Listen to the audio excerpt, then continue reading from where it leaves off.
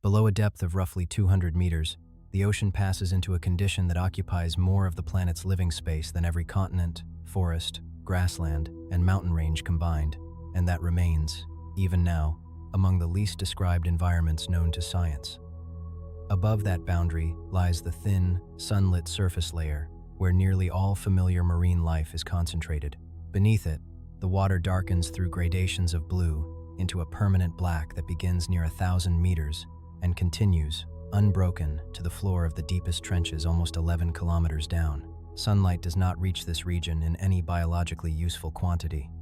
Temperatures across most of it hold a few degrees above freezing. Pressure increases by approximately 1 atmosphere for every 10 meters of descent, so that the animals of the abyssal plains exist under forces of several hundred atmospheres as a matter of routine. And food, the currency on which every ecosystem ultimately runs, is scarcer here than almost anywhere else on Earth, because no sunlight means no plants, and no plants means no primary production to anchor a food web. By every reasonable expectation, an environment of that description should select for small bodies. Cold suppresses the chemical reactions that drive metabolism. Darkness removes the photosynthetic base that elsewhere supplies energy in abundance. Scarcity of prey rewards animals that need little and can survive on less. A large body, by the ordinary logic of ecology, is a liability where food is thin, an expensive structure to build and maintain in a place that offers little to build it from. The prediction that follows is straightforward.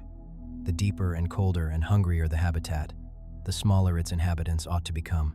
The observed pattern is frequently the reverse.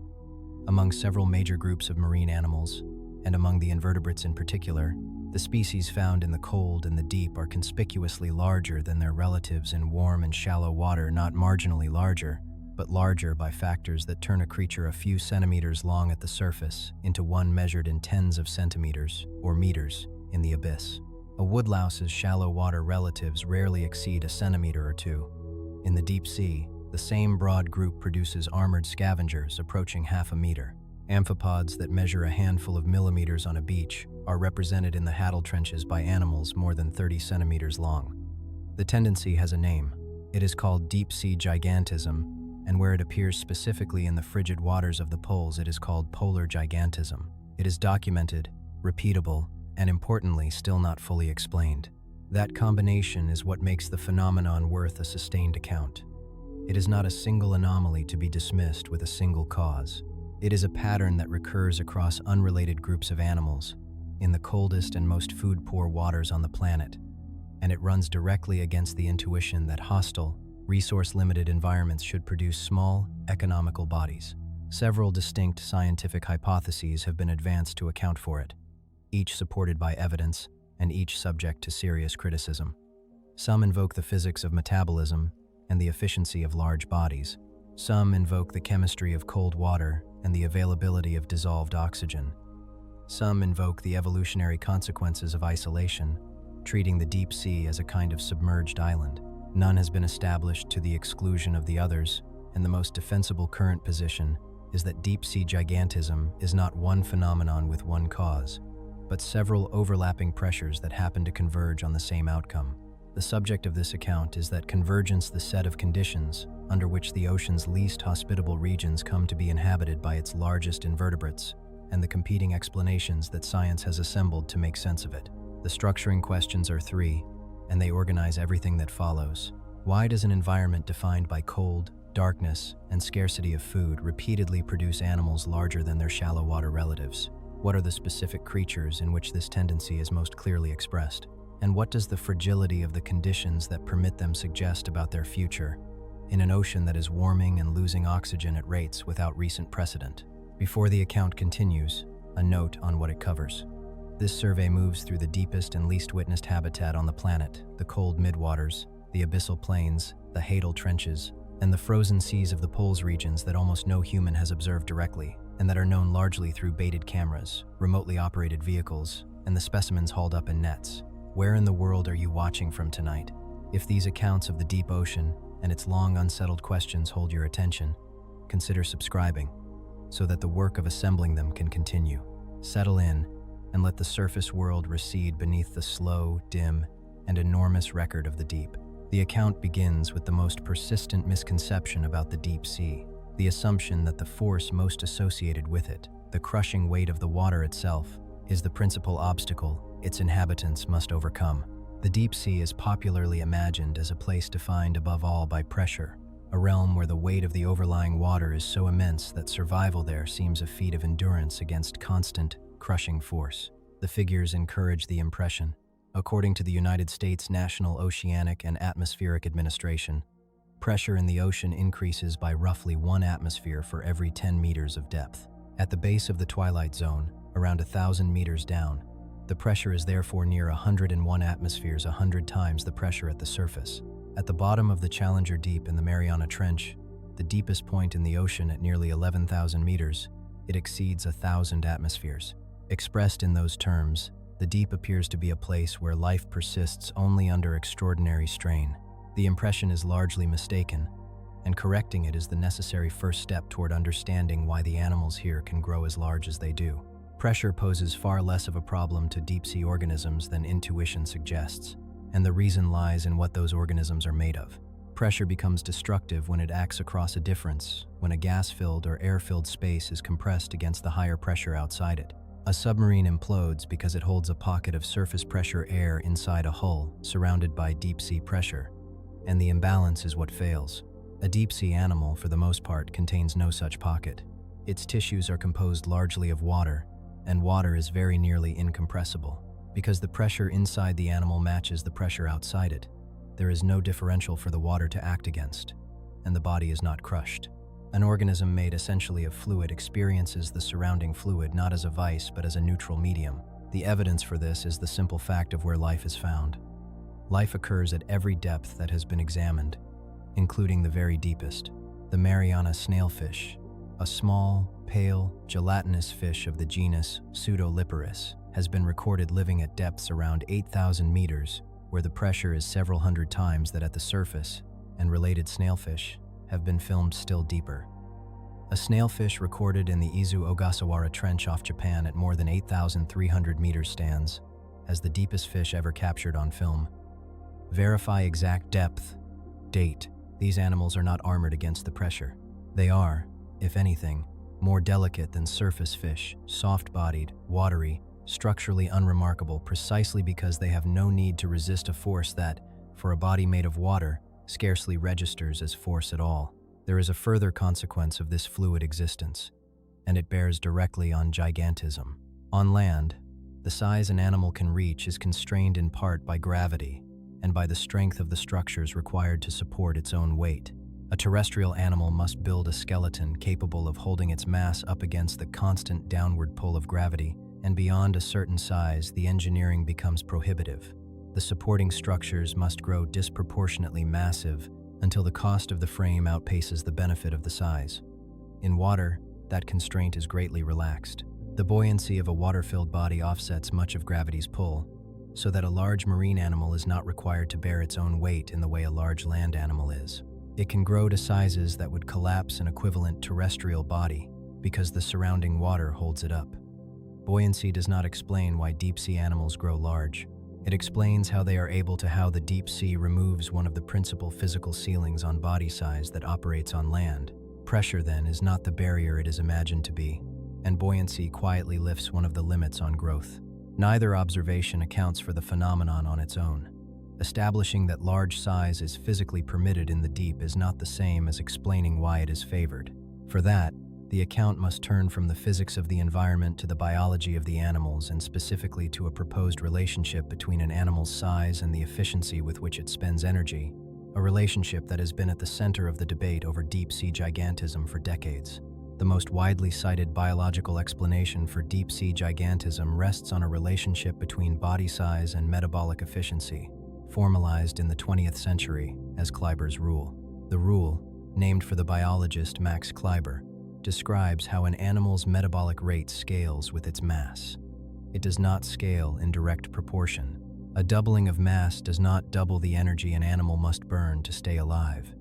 The metabolic rate rises more slowly than the mass does, following, by Kleiber's formulation, roughly the 3/4 power of body mass.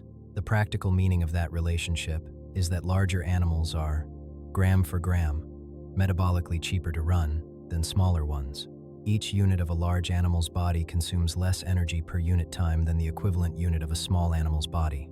The underlying reason is geometric, and it is worth stating plainly because it recurs throughout the biology of the deep. As a body grows, its volume increases faster than its surface area. Volume scales with the cube of a linear dimension. Surface area scales only with the square. A large animal therefore has a smaller ratio of surface area to volume than a small one. Since heat and energy are lost across surfaces, a body with proportionally less surface loses proportionally less of what it produces and requires proportionally less to replace what it loses. A whale, with a mass hundreds of times that of a small fish, has a metabolism that is, relative to its size, dramatically slower. The large body is the more economical machine, extracting more endurance from each unit of energy it takes in. In most environments, this efficiency is one consideration among many, and often not the decisive one, because in most environments, food is abundant enough that the metabolic cost of a small body is easily met. In the deep sea, the balance shifts.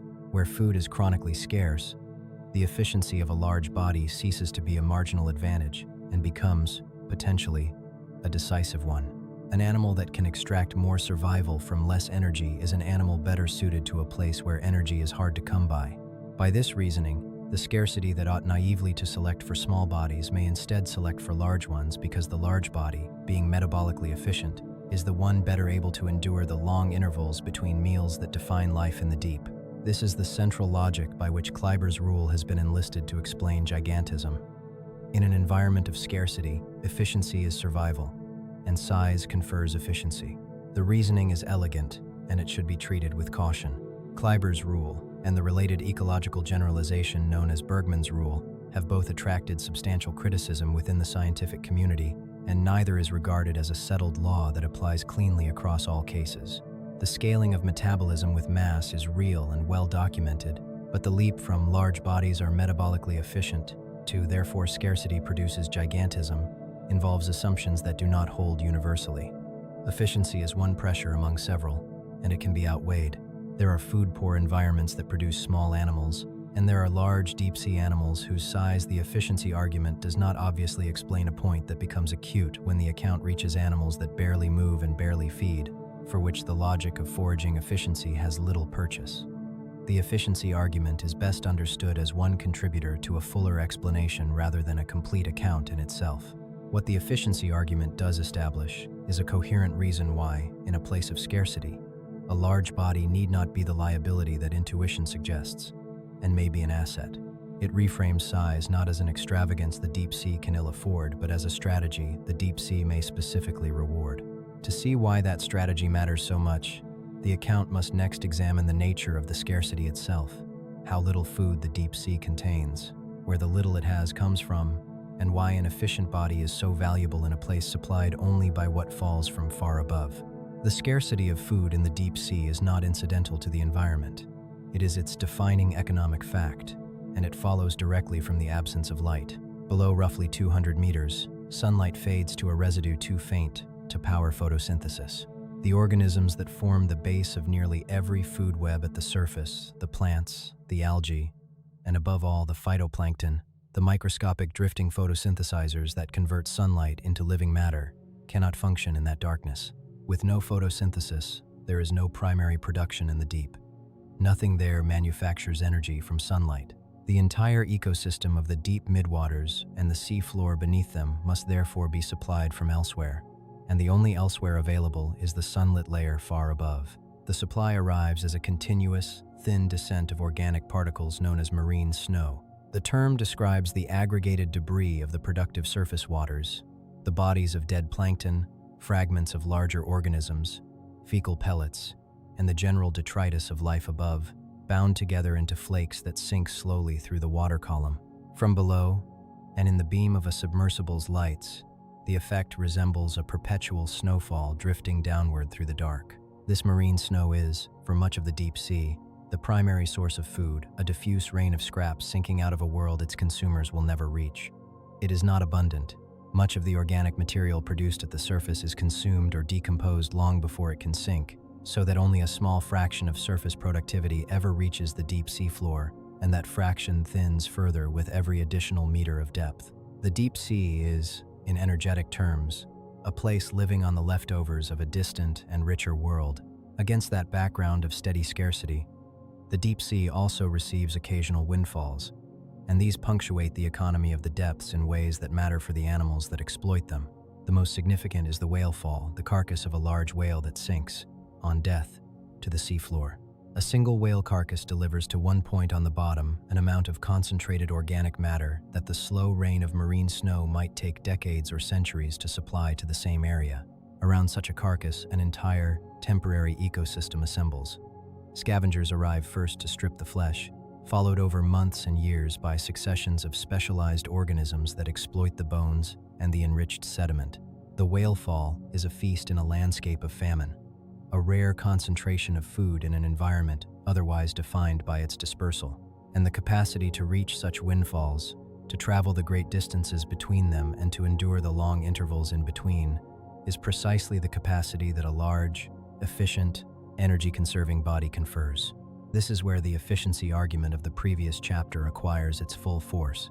In a habitat supplied mainly by a thin and unreliable rain of scraps, punctuated occasionally by concentrated but widely scattered windfalls, the animal that survives is the one that can go longest on the least and travel farthest to the next meal. A useful distinction that biologists draw here is between an animal's structural mass and its reserve mass. Structural mass builds and maintains the working body, the tissues and organs that must be kept running at a continuous energetic cost. Reserve mass is stored resource, material an animal can draw down between meals, held against the intervals of famine. Growing larger allows an animal to carry a greater absolute quantity of reserve mass, and therefore to endure longer without feeding, and to range farther in search of the next foodfall without starving on the way. Size, in this reading, is not merely efficient. It is a store of endurance, a buffer against the fundamental unreliability of the deep-sea food supply. The scarcity of the deep sea, then, does not straightforwardly punish large bodies. Understood through the twin lenses of metabolic efficiency and stored reserve, it may actively favor them, rewarding the animals able to spend little, store much, and cross the long distances between the rare concentrations of food. The clearest demonstrations of the pattern are found among the scavengers, the animals whose entire way of life is organized around locating and exploiting what falls to the seafloor. Among them, one group has become the standard illustration of deep-sea gigantism, and its largest members carry the phenomenon to an extreme that has drawn the sustained attention of the researchers who study it. Amphipods are among the most numerous and widespread animals in the ocean. They are small crustaceans, laterally compressed and shrimp-like, and they occur in nearly every marine environment from the intertidal zone to the deepest trenches. On a beach, the amphipods known as sandhoppers measure a matter of millimeters, and the great majority of the more than 9,000 described amphipod species are similarly small. A survey of over 2,000 species by the biologists Chappell and Peck found that most measured under 40 millimeters. In the Hodl zone, the deepest region of the ocean, within the trenches below 6,000 meters, amphipods are the dominant scavengers, the animals that arrive in numbers at any foodfall and consume it. And it is here, in the deepest and coldest water, that the group produces the animal that has become one of the defining examples of deep-sea gigantism. The species is Alycella gigantea, first described in 1899 by the naturalist Edouard Chevreul from specimens recovered in the North Atlantic, and known ever since as the supergiant amphipod. Where a typical amphipod measures around 2 centimeters, Alycella gigantea reaches lengths of up to about 34 centimeters, an animal on the order of 10 to 20 times the length of its ordinary relatives, and correspondingly greater in bulk. It inhabits the Abyssal and Hodl depths, recorded from around 4,000 meters down to nearly 9,000, and it has been documented across the Atlantic, Pacific, and Indian Oceans. Its first in situ record was a matter of some note. An amphipod estimated at over 28 centimeters in length, filmed on the abyssal seafloor, was considered striking enough to warrant publication in the journal Science before the species responsible had even been securely identified. For an animal so large and so widely distributed, Alycella gigantea remained until recently very poorly known, glimpsed only in the occasional baited camera deployment or hauled up in a deep trap. That began to change in 2025, when a team based at the University of Western Australia compiled nearly 200 records of the species from around 75 locations worldwide and concluded that it may occupy a remarkably large fraction of the planet's seabed, on the order of half the world's oceans by area verify. The finding reframed the supergiant amphipod from a rare curiosity into one of the most widely distributed large animals in the deep sea, an outsized scavenger present, if sparse, across a majority of the ocean floor. The same body of research has begun to probe the genetic basis of its size, identifying regulatory genes associated with growth that may indicate its gigantism as a specific evolutionary adaptation rather than an incidental byproduct of its environment. Verify. The way Abyssal gigantea feeds illustrates the logic set out in the previous chapters. It is a scavenger built for the windfall economy of the deep. Baited cameras have recorded it locating a food fall, latching on, and consuming enormous quantities relative to its body size, gorging for extended periods when the rare opportunity presents itself. The capacity to eat a great deal at once, and then to endure long intervals without feeding, is exactly the strategy that a large, reserve-carrying body supports, and it is well matched to a food supply that is scarce on average, but occasionally, briefly, abundant. Its size, in this light, is not an oddity but a solution, an animal scaled to make the most of a windfall and to survive the famine between windfalls. The explanation for why it grows so large, however, remains genuinely contested, and the disagreement is instructive because it exposes how unsettled the science of deep-sea gigantism still is. One influential hypothesis, advanced by Chappell and Peck in work published in 1999 and 2004, links the gigantism of cold water crustaceans to the availability of dissolved oxygen, a mechanism examined in detail later in this account. But other researchers have questioned whether oxygen availability can explain gigantism in the Hadal trenches, specifically. Jamieson and colleagues, writing in 2013, noted that within a deep trench there is little variation in temperature through the water column, which weakens the oxygen and temperature explanation for animals living there. They proposed instead that the great size of Abyssal gigantea may function chiefly to reduce its vulnerability to predation, a large body being harder for the limited predators of the abyss to attack. The supergiant amphipod thus sits at the center of an active dispute. Its size is agreed to be real and remarkable, while the reason for it remains a matter on which qualified researchers openly differ. That, rather than any tidy resolution, is the honest state of the question. If the supergiant amphipod is the deep sea's exemplary scavenger, the giant isopod is its most recognizable one, an animal whose appearance so directly recalls a familiar creature of gardens and cellars that its size registers immediately as strange. Isopods are an order of crustaceans, and their most familiar members are the woodlice, or pillbugs, the small segmented animals found under logs and stones on land, rarely exceeding a centimeter or so. The deep-sea members of the same order share their unmistakable form, the flattened, armored, segmented body, the overlapping plates, the many legs, but scaled up to a size that transforms the impression entirely. The largest are relatives of the woodlouse, grown to the proportions of a small mammal. These are the isopods of the genus Bathynomus, first described in 1879 by the French zoologist Alphonse Milne Edwards, working from a juvenile specimen collected in the Gulf of Mexico by his colleague Alexander Agassiz. The discovery attracted attention in its own time, at a period when the prevailing scientific expectation was that the deep sea might prove largely lifeless. A large, elaborate animal recovered from great depth argued otherwise. Taxonomists divide the genus into giant species, whose adults are generally under 15 centimeters, and supergiant species, whose adults typically fall between 17 and 50 centimeters.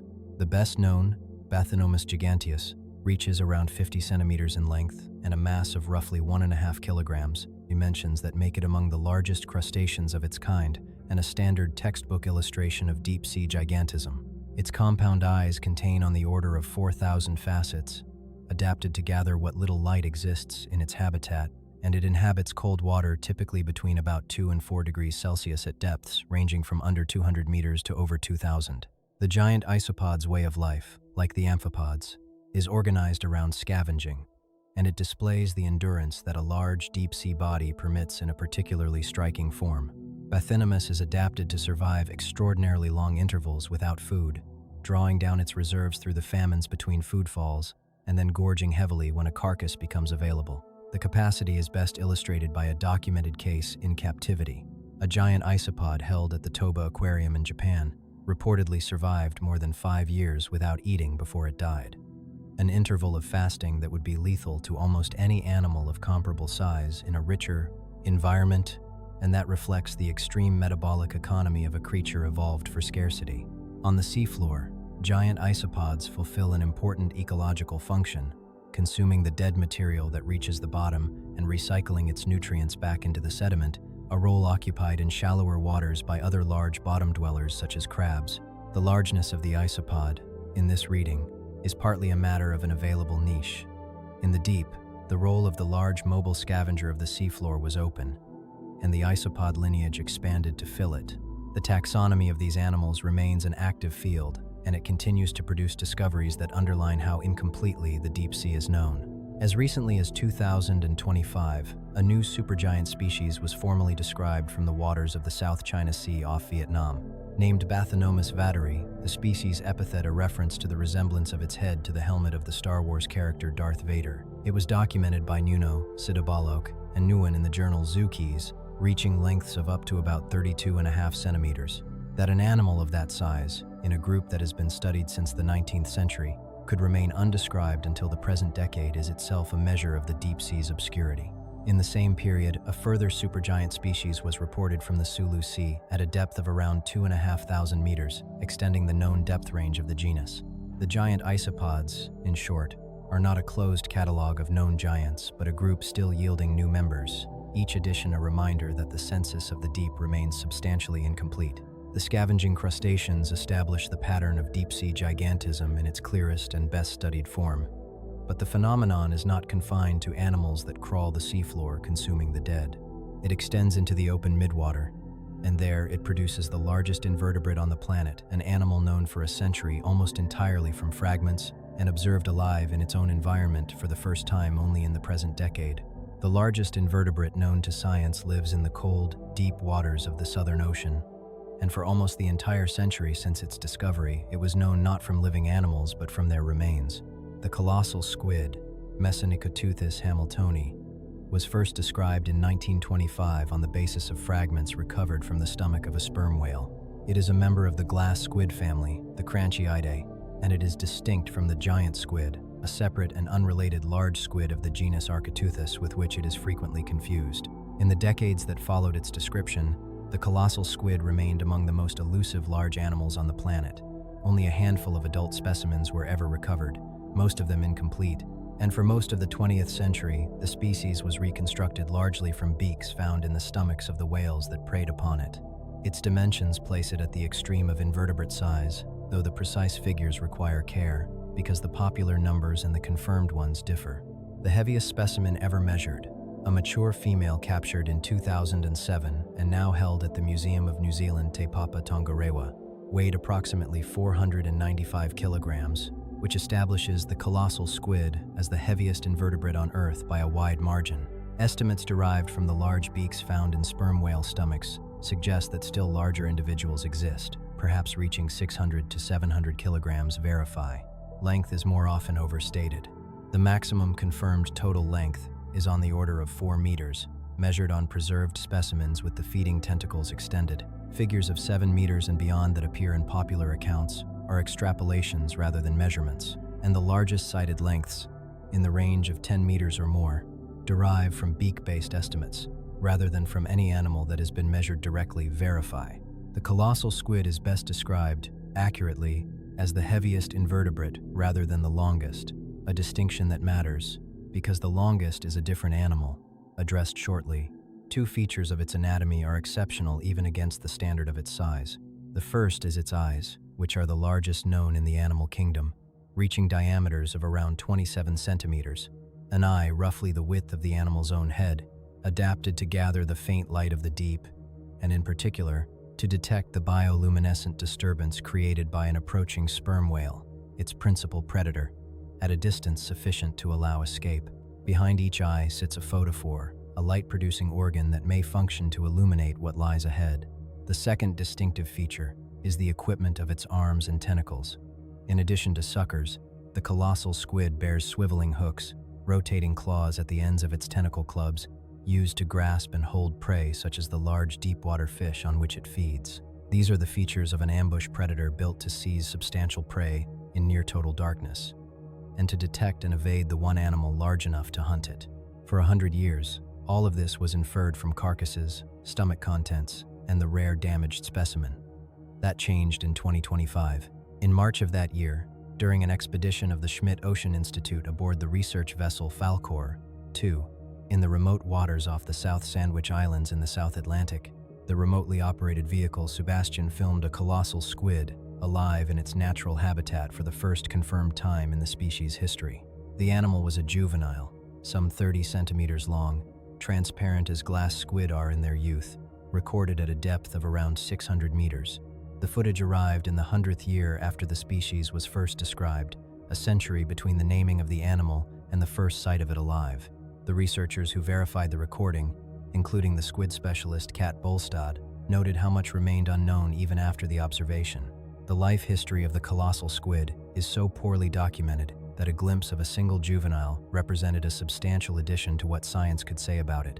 The animal, in the words of one researcher involved, had no idea that humans existed, a remark that captures the degree of separation between the human world and the environment in which the largest of all invertebrates has lived, unobserved, throughout the entire history of its scientific study. The colossal squid demonstrates that deep-sea gigantism reaches its greatest expression not among the crawling scavengers of the seafloor but in the open water, among the cephalopods. And it is not alone there. The middle depths of the ocean hold a range of large squid, several of them far exceeding their shallow water relatives, and one of them longer though not heavier than the colossal squid itself. The cephalopods, the squid, octopuses, and their relatives are among the groups in which deep-sea gigantism is most pronounced, and the open midwaters of the ocean hold several species that dwarf their shallow water kin. The most famous, and the one most often confused with the colossal squid, is the giant squid, genus Architeuthis.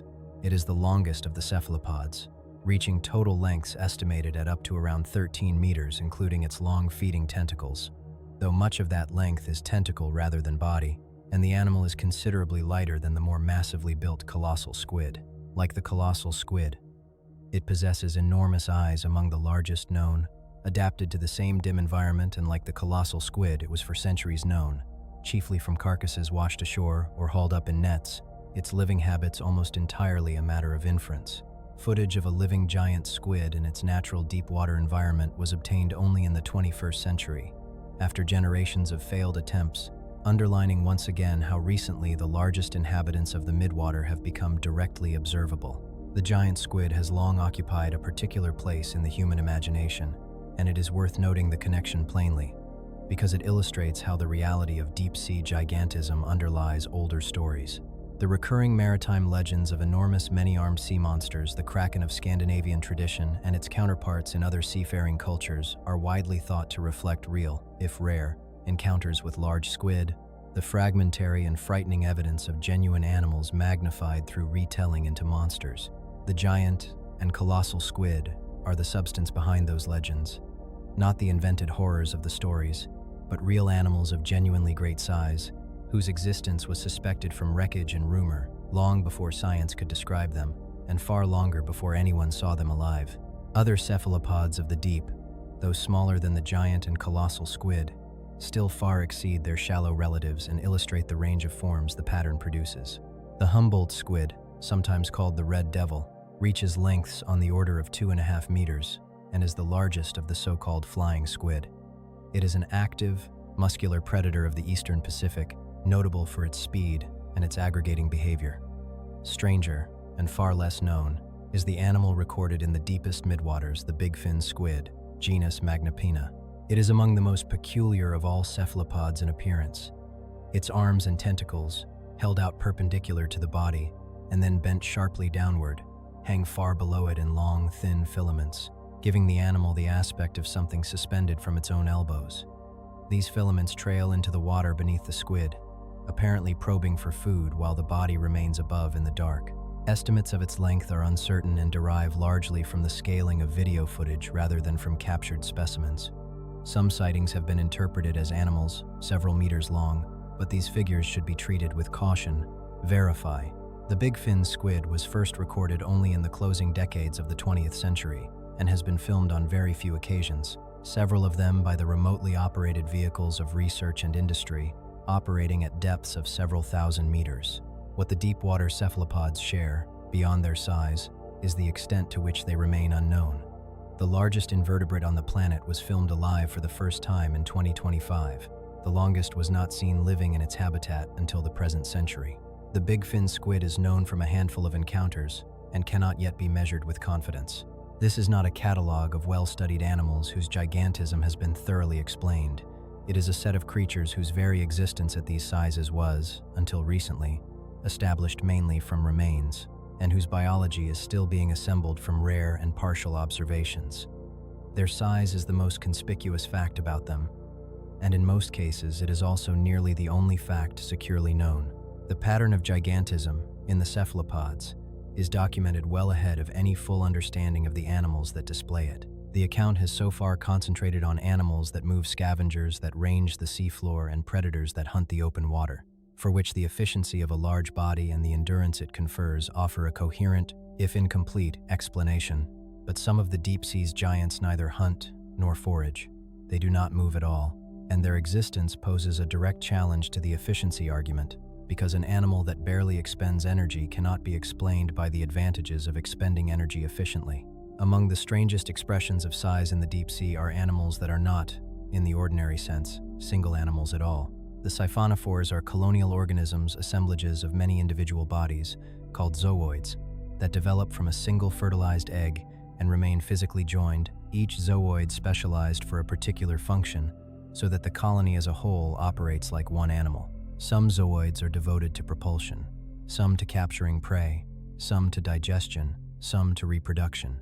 The colony functions as an integrated whole, but it is built from a multitude of parts that are, individually, distinct organisms. The most familiar siphonophore is the Portuguese man-o-war of surface waters. The deep-water members of the group are far larger and far stranger, and they include what are, by one reasonable measure, the longest animals on Earth. Because a siphonophore colony grows by adding zooids along a central stem, it can reach extraordinary lengths as a thin, string-like structure drifting through the water. In 2020, during an expedition off the coast of Western Australia near the Ningaloo Canyon, researchers aboard a Schmidt Ocean Institute vessel recorded a siphonophore of the genus Apolemia arranged in a vast spiral, whose outer ring was estimated at over 40 meters in length, a figure that, if the colony were measured as a single continuous animal, would exceed the length of a blue whale and rank it among the longest organisms ever recorded. Verify. The estimate carries the usual caution attached to measurements made from video in the open sea, but the order of magnitude is not in serious doubt. Deep-water siphonophores reach lengths that no single-bodied animal approaches, precisely because their construction, as a chain of repeated units, is not subject to the structural limits that constrain a unified body. The siphonophores complicate any simple statement about the largest animals in the deep, and they do so in an instructive way. To call a 40-meter siphonophore the longest animal on Earth is defensible, but it requires treating a colony of many organisms as a single one. To insist instead that it is a colony, and therefore not comparable to a whale or a squid, is equally defensible. The ambiguity is not a failure of definition. It reflects a genuine feature of how life is organized, in which the boundary between one animal and many cooperating animals is not always sharp. What is not ambiguous is that the deep midwater, the largest single environment on the planet, permits the assembly of living structures on a scale that the surface world does not, and that the transparent, fragile, string-like giants drifting through it are among the least familiar large organisms in existence. Most were unknown to science until remotely operated vehicles began to record them in their own environment, and many are so delicate that they cannot be collected intact, dissolving in the net before they can be examined. The siphonophores also mark a transition in the account. The animals considered so far, scavengers, hunters, and now colonial drifters, are all, in their different ways, mobile, and their size can be discussed in terms of foraging, feeding, and the endurance required to survive between meals. But the deep sea also contains giants that are anchored in place, that capture their food from the water passing over them rather than seeking it out, and that expend almost no energy on movement at all. For these animals, the arguments built around foraging efficiency have little to say, and their existence has forced the science of gigantism to look beyond the economics of the active body. The sponges are among the oldest and simplest of animals. They have no nervous system, no digestive tract, and no capacity for movement. An adult sponge is fixed in place, and it feeds by drawing water through the pores that riddle its body, filtering out the fine organic particles suspended in the current and expelling the filtered water again. In the deep sea, and particularly in the cold waters near the poles and on the deep sponge grounds, these sessile filter feeders grow to sizes that rival the mobile giants, and in doing so they present the most direct challenge to the efficiency explanation of gigantism. An animal that does not move, does not hunt, and expends almost no energy cannot have grown large because a large body forages efficiently. Whatever drives its size must lie elsewhere. The scale these animals reach is considerable. A glass sponge recorded near the Hawaiian Islands in 2015, at a depth of around 2,000 meters, measured roughly 3.5 meters in length and over 2 meters in height, dimensions comparable to a small vehicle, making it among the largest sponges ever documented. Verify. Like the other inhabitants of the deep, it lived on the thin supply of marine snow, extracting organic particles from the water continuously pumped through its body cavity. Its great size cannot be attributed to the efficiency of an active body, because it has no active body to speak of. The explanations offered for sessile gigantism run instead along different lines. The relative absence, in the deep and the cold, of the disturbances and predators that limit sponges in shallow, warm water. In tropical shallows, sponges are grazed by predators such as sea turtles and are exposed to the physical energy of waves and currents. In the still, cold, predator, poor, deep, neither pressure applies with the same force. Freed from grazing and from mechanical disturbance, and inhabiting an environment that changes little over very long periods, a sponge may simply continue to grow, slowly and without interruption, to sizes that shallow water conditions would never permit.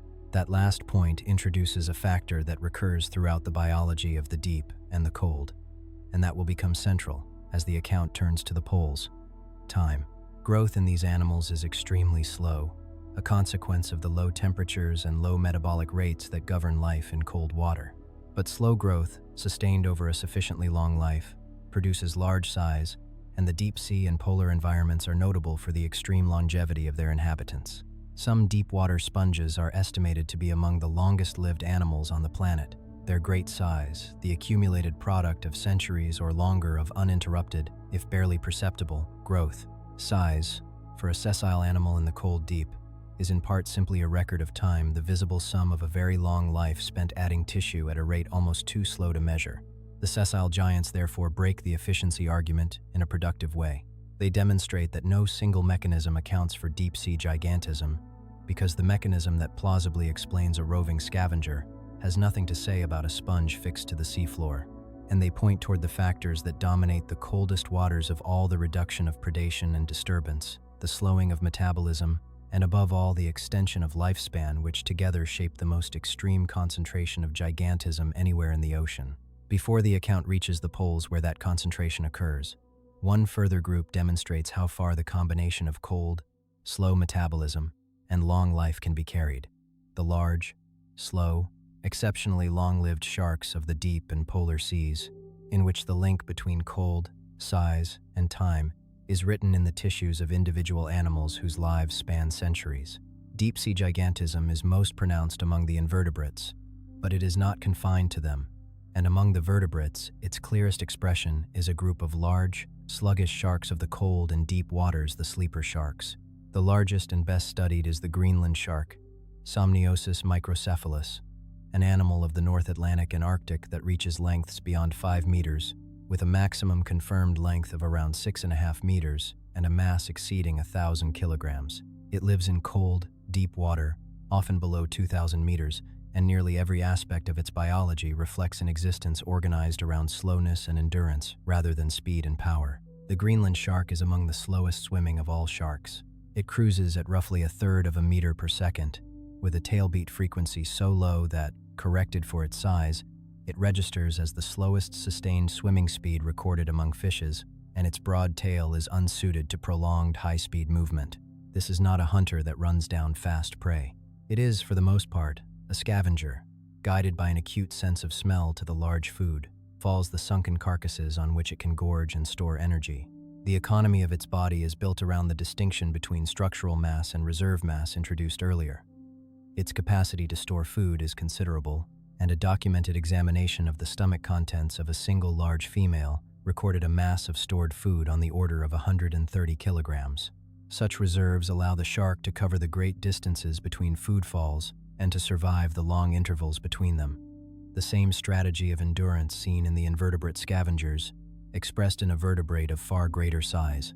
It is the consequence of this slowness for lifespan that has made the Greenland shark the subject of particular attention, because its slowed metabolism appears to be associated with a longevity greater than that of any other known vertebrate. Determining the age of the species is difficult, since it lacks the calcified structures ordinarily used to age fish, and the resolution came from an unusual method. In a study published in the journal Science in 2016, led by Julius Nielsen of the University of Copenhagen, researchers applied radiocarbon dating to the nuclei of the eye lenses of 28 female Greenland sharks. The lens nucleus is metabolically inert, laid down early and unchanged thereafter, so its radiocarbon content reflects the conditions at the time of the animal's birth. The analysis indicated a lifespan of at least 272 years. The largest shark in the study, measuring just over 5 meters, was estimated at around 392 years of age, with a stated uncertainty of plus or minus 120 years, a range extending from roughly 270 years to over 500. Sexual maturity, on the same evidence, is not reached until an age of around 150 years. The implications of those figures are worth stating precisely, because they are frequently rendered loosely. The Greenland shark is, on current evidence, the longest-lived vertebrate, known, an animal whose oldest individuals may have been alive for 3, 4, or conceivably 5 centuries. An individual at the upper end of the estimated range would have been born, on one much-cited comparison, around the beginning of the 16th century, before the events ordinarily treated as the start of the modern era. That extreme longevity is bound up with the same factors that produce gigantism in the cold deep: low temperature, slow metabolism, unhurried growth, and a long life over which a large body is gradually assembled. The shark's size and its age are not separate facts, but two expressions of a single underlying condition: a life lived at very low metabolic speed in very cold water, in which growth is slow, maturity is late, and the interval over which the animal accumulates its mass is measured not in years but in centuries. The Greenland shark demonstrates, in a single vertebrate, the tight association between cold, slow metabolism, large size, and long life that governs the deep and polar seas. That association is the substance of the second major explanation for deep-sea gigantism, the one that turns not on the efficiency of large bodies in a food-poor environment, but on the direct effects of low temperature on the biology of the animals subjected to it, and on a chemical consequence of cold water that may release cold water animals from a constraint on size that limits their warm water relatives.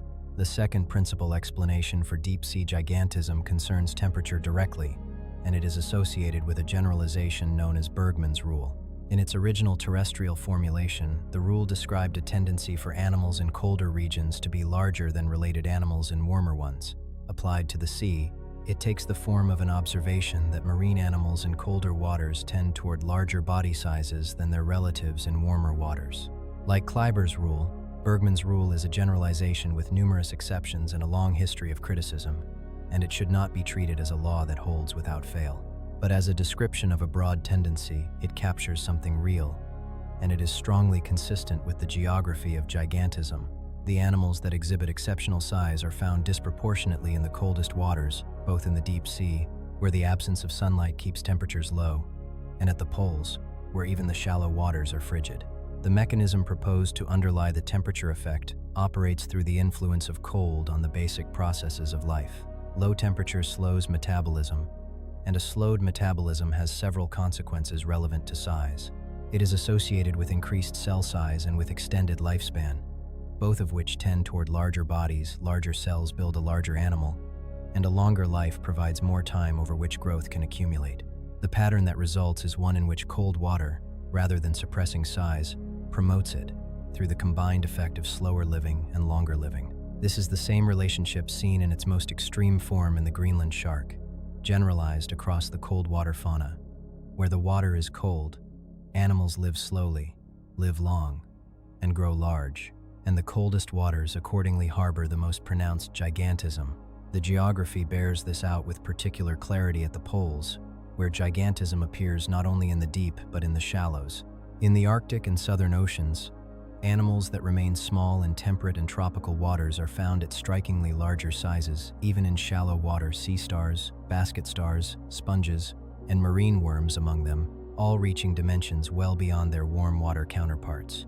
For well over a century, naturalists and polar explorers dredging the cold shallows recorded their surprise at the size of the creatures they recovered. Among the most frequently cited examples are the sea spiders, the pycnogonids, a group whose members in temperate waters may be no more than a millimeter or so across, but which at the poles include animals with leg spans reaching around 60 centimeters, an increase in scale of several hundredfold within related forms, driven by nothing more than the temperature of the water in which they live. The polar sea spider is one of the most extreme illustrations of temperature-linked gigantism, a familiar small animal expanded, in the cold, to a size that transforms it entirely. Bergman's rule, in its marine form, thus supplies a temperature-based account that complements the efficiency-based account of the earlier chapters, and that reaches cases the efficiency argument cannot the sessile and slow-moving animals whose size owes nothing to foraging but much to slow, prolonged, cold water growth. But the temperature explanation, in its more developed form, does not stop at the direct effects of cold on metabolism and lifespan. It extends to a chemical consequence of cold water that may be the single most specific mechanism proposed for polar and deep-sea gigantism, a mechanism concerning not temperature as such, but the oxygen that cold water is able to hold. The most specific mechanism proposed to explain gigantism in cold water concerns the availability of dissolved oxygen, and it rests on a straightforward property of how gases dissolve in liquids. Cold water holds more dissolved oxygen than warm water. The molecules of warm water move faster, allowing dissolved gases to escape more readily, so that as water warms it retains less oxygen. Conversely, the cold waters of the deep sea and the poles are comparatively rich in dissolved oxygen. This is not a subtle effect. The frigid waters around the poles are among the most oxygen-rich in the ocean, and the cold water of the deep, though its oxygen content varies, is generally colder and, in many regions, better oxygenated than warm surface waters at equivalent measures. The significance of this for body size lies in a second effect of cold, which works in the same direction. Low temperature not only increases the oxygen available in the water, it also reduces the demand for oxygen, because the slowed metabolism of a cold animal requires less oxygen to sustain it. Cold water therefore raises supply and lowers demand at the same time, producing a ratio of oxygen availability to oxygen requirement far higher than that of warm water. The consequence, according to the hypothesis, is that cold water animals are released from a constraint that limits the size of their warm water relatives. In warmer water, where oxygen is scarcer and metabolic demand higher, there is an upper limit on how large a body can grow before it can no longer supply oxygen to all its tissues efficiently. In cold, oxygen-rich water, that limit is relaxed, and animals can sustain larger bodies without encountering the oxygen shortfall that would constrain them elsewhere. This is the oxygen temperature hypothesis, developed in the study of cold water crustaceans by the researchers Chappell and Peck in work published in 1999 and 2004, and it has been advanced as a principal driver of the phenomenon known specifically as polar gigantism. The hypothesis has the merit of specificity and of a clear physical basis, and it accounts well for the concentration of gigantism in the coldest, most oxygen-rich waters. But it has been challenged, and the challenge is worth stating, because it exemplifies the unsettled character of this entire field. Jamieson and colleagues, writing in 2013, pointed out that the oxygen temperature mechanism does not readily explain gigantism in the deep Hadal trenches, where there is little vertical variation in temperature through the water column and therefore little of the temperature-driven variation in oxygen that the hypothesis relies upon. In such settings, they argued, the oxygen explanation loses its force, and other factors, such as the advantage of large size and reducing vulnerability to predators, may be more relevant.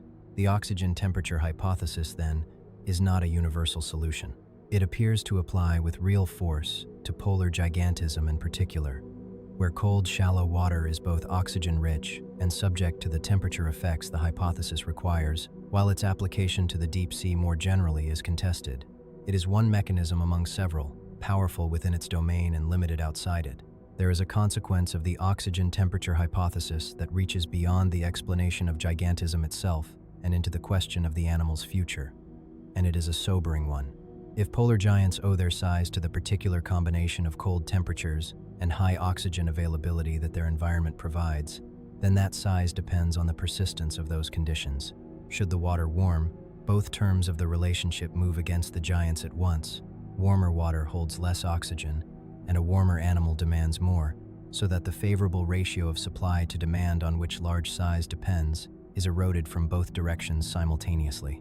Animals that have evolved to large size under a specific and now shifting balance of temperature and oxygen may be among the least able to tolerate its disturbance. The mechanism that built the giants is, on this reading, the same mechanism that most threatens them, a point that becomes concrete at the poles, where the environment that produces the ocean's most extreme gigantism is also the environment changing fastest. The clearest concentration of gigantism anywhere in the ocean is found in the cold, shallow waters surrounding Antarctica, and the ecosystem there illustrates both the phenomenon and its fragility with unusual force. The waters around the frozen continent are cold, oxygen-rich, and critically isolated. The Antarctic Circumpolar Current, a powerful current that flows clockwise around the continent, encircles it in a band of cold water and establishes a steep temperature gradient at its outer edge. That gradient functions as a barrier. It impedes the movement of marine animals into and out of the region, so that the fauna within has been largely cut off from the rest of the world's oceans for millions of years. Isolation of that kind promotes the evolution of a distinct local fauna, and the animals of the Antarctic seafloor are, in consequence, a highly distinctive assemblage, many of them found nowhere else. The character of that assemblage is striking, and it recalls conditions more often associated with the distant past than with the present ocean. The Antarctic deep is dominated not by fish but by invertebrates, because most fish struggle to sustain themselves in the extreme cold, and the ecological roles that fish occupy in most marine ecosystems are filled instead by invertebrate animals grown to unusual sizes. Giant sponges, some reaching around 2 meters in height, colonize the boulders, dropstones released onto the soft seafloor by melting icebergs, forming isolated islands of hard habitat to which other filter feeders attach. Feather stars and cold water corals cling to the same structures. Sea spiders reach the leg spans of dinner plates. Large sea stars, including the Antarctic sunstar, move across the bottom capturing prey. These are slow-growing, long-lived, plant-like animals, adapted to an environment that has remained cold and stable over very long periods, and their community has the aspect of an older world preserved a seafloor dominated by giant invertebrates of a kind that was more widespread in the deep past, and that persists here in isolation. That community exists because of a particular balance of conditions: cold temperatures, high oxygen, long-standing isolation, and stability over time, and the same specificity that produced it renders it vulnerable. The polar regions are warming faster than almost anywhere else on Earth, and the consequences for a fauna adapted to extreme and stable cold are direct. As water temperatures rise, the oxygen-rich condition on which the oxygen temperature hypothesis turns is degraded. Warming water holds less oxygen even as the animal's own oxygen demand increases, eroding the favorable balance that permits large size. And warming also lowers the barrier that isolation once provided. Predators previously excluded by the cold, notably king crabs, durophagous predators long held at bay beyond the polar front, are able to extend their range into waters that were formerly too cold for them. As those waters warm, and where they arrive on the Antarctic seafloor, they encounter communities of animals that never evolved defenses against such predators, having lived for ages in their absence. The result is a fauna exposed on two fronts at once. Physiologically stressed by the loss of the cold, oxygen, rich conditions that sustain its large bodies, and newly vulnerable to predators its isolation had long kept out. The giants of the poles, precisely because they are so finely matched to a narrow and now changing set of conditions, are among the marine animals most exposed to the disturbance of that balance.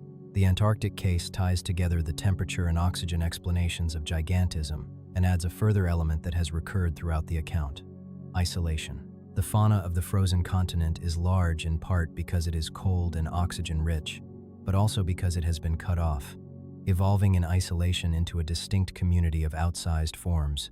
That element, isolation, as a driver of body size, is the basis of the third major explanation for deep-sea gigantism, one that draws an analogy between the deep sea and a very different kind of isolated environment, and that reframes the entire phenomenon in the terms of a well-established principle of evolutionary biology.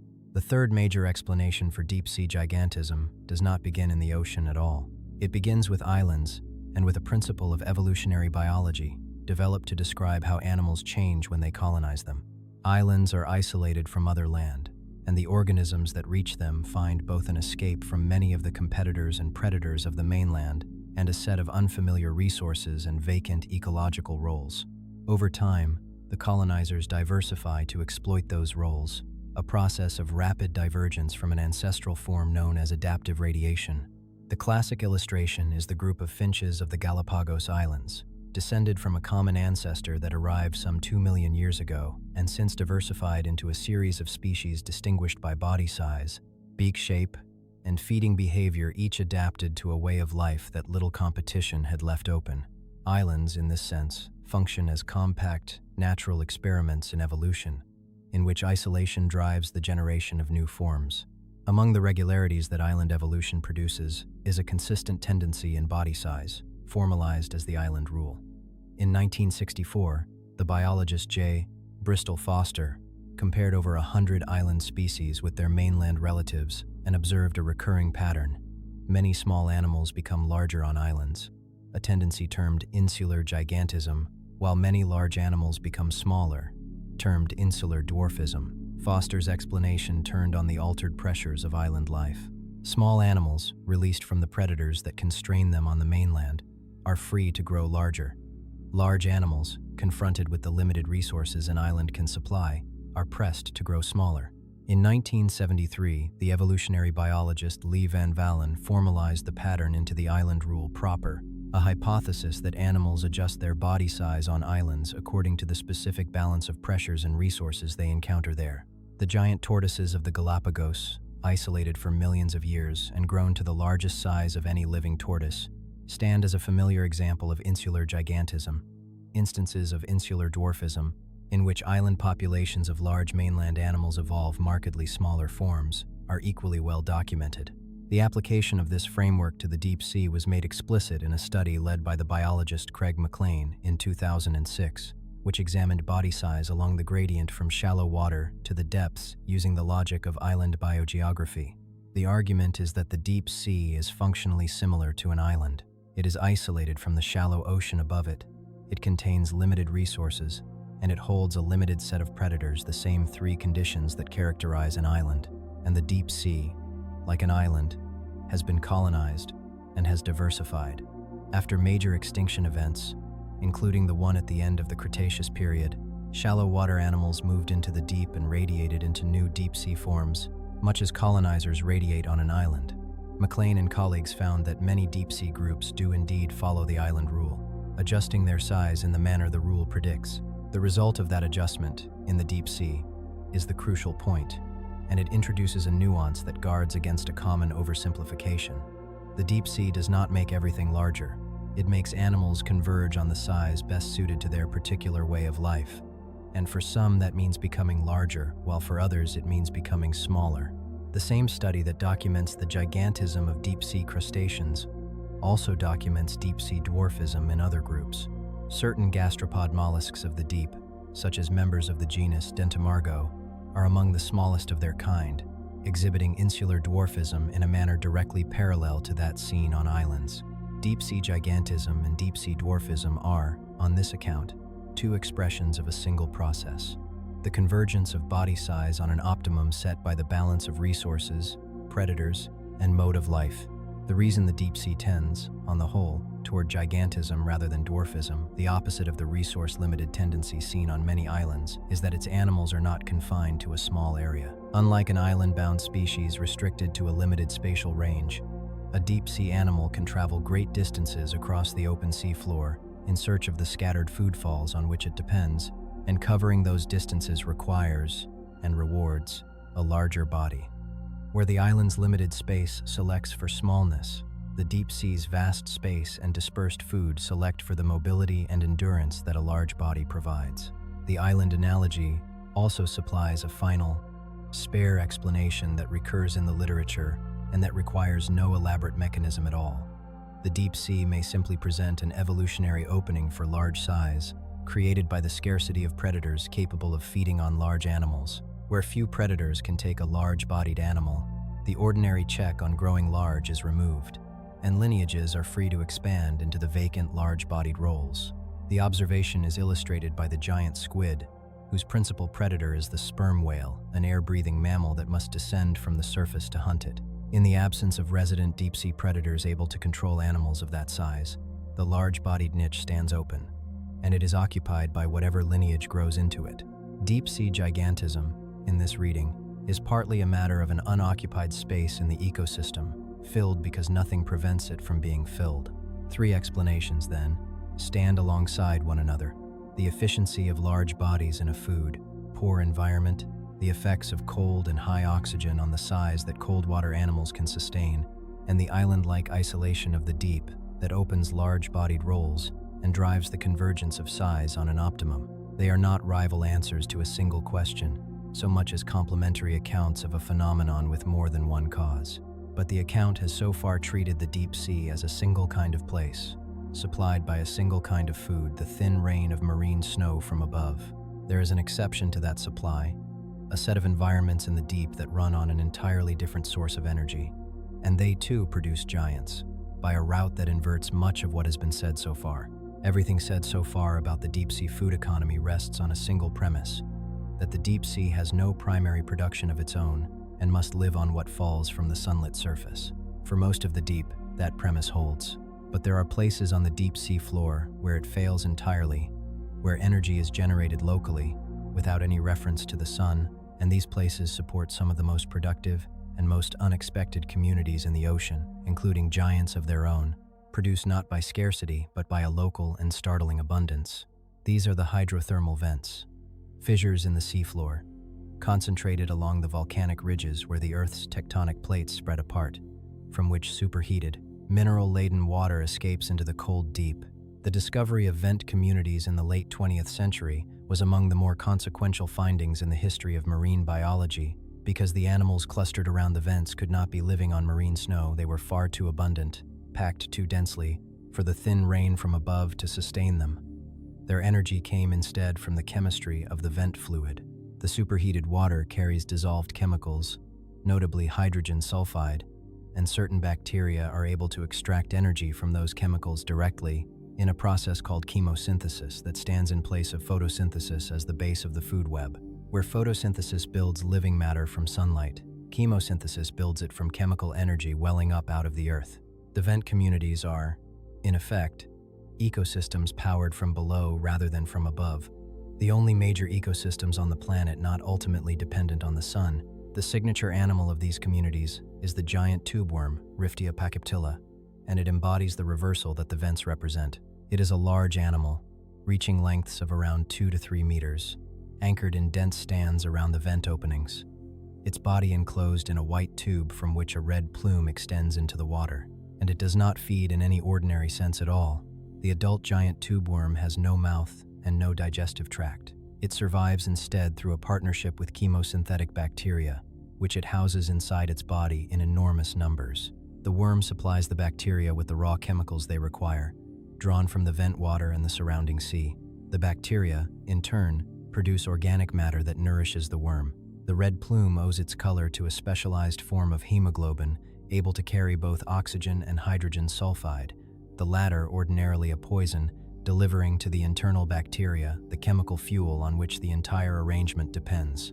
The giant tubeworm is, in a sense, less an individual animal than a mobile habitat for the microbes that feed it, grown to great size on the strength of a local chemical energy source of a richness found almost nowhere else in the deep. The vent giants matter to the argument of this account, because they demonstrate that deep-sea gigantism is not tied to any single cause, and in particular is not tied exclusively to scarcity. The scavengers and hunters of the open deep may grow large because a large body endures famine efficiently. The tube worms of the vents grow large in the midst of an extraordinary local abundance, sustained by an energy source available nowhere else on the seafloor. Two opposite economic conditions, chronic scarcity and localized superabundance, each produce giants, by different routes. This is the strongest possible demonstration that deep-sea gigantism is not one phenomenon with one explanation, but a convergence of outcomes reached by multiple independent paths.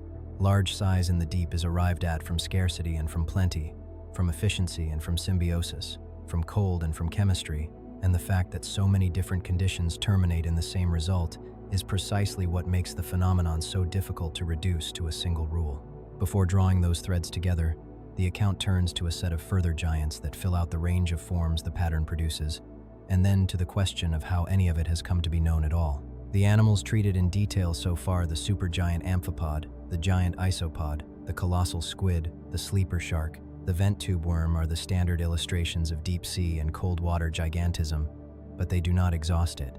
The pattern recurs across a wider range of forms, and a broader catalog conveys how many different kinds of animal, in how many different lineages, the deep and the cold have independently enlarged. Among the arthropods, the most extreme example by linear span is the Japanese spider crab, Macrochera campferi, which possesses the greatest leg span of any arthropod alive. Its body is relatively modest, a carapace on the order of 40 centimeters across, but its slender legs extend to such a degree that the distance across a large individual's outstretched limbs reaches around 3.5 meters, a span no other arthropod approaches. Verify. It inhabits the waters off Japan at depths of several hundred meters, moves slowly across the seafloor as a scavenger and opportunist, and is reported to be very long-lived, with lifespans that may extend to many decades. Verify. It occupies, in its region, the ecological role of the large mobile bottom scavenger, the same role filled elsewhere by other large crustaceans, and a role whose occupants tend repeatedly toward large size. Among the bony fishes, the longest is a creature whose form has almost certainly contributed to maritime legend.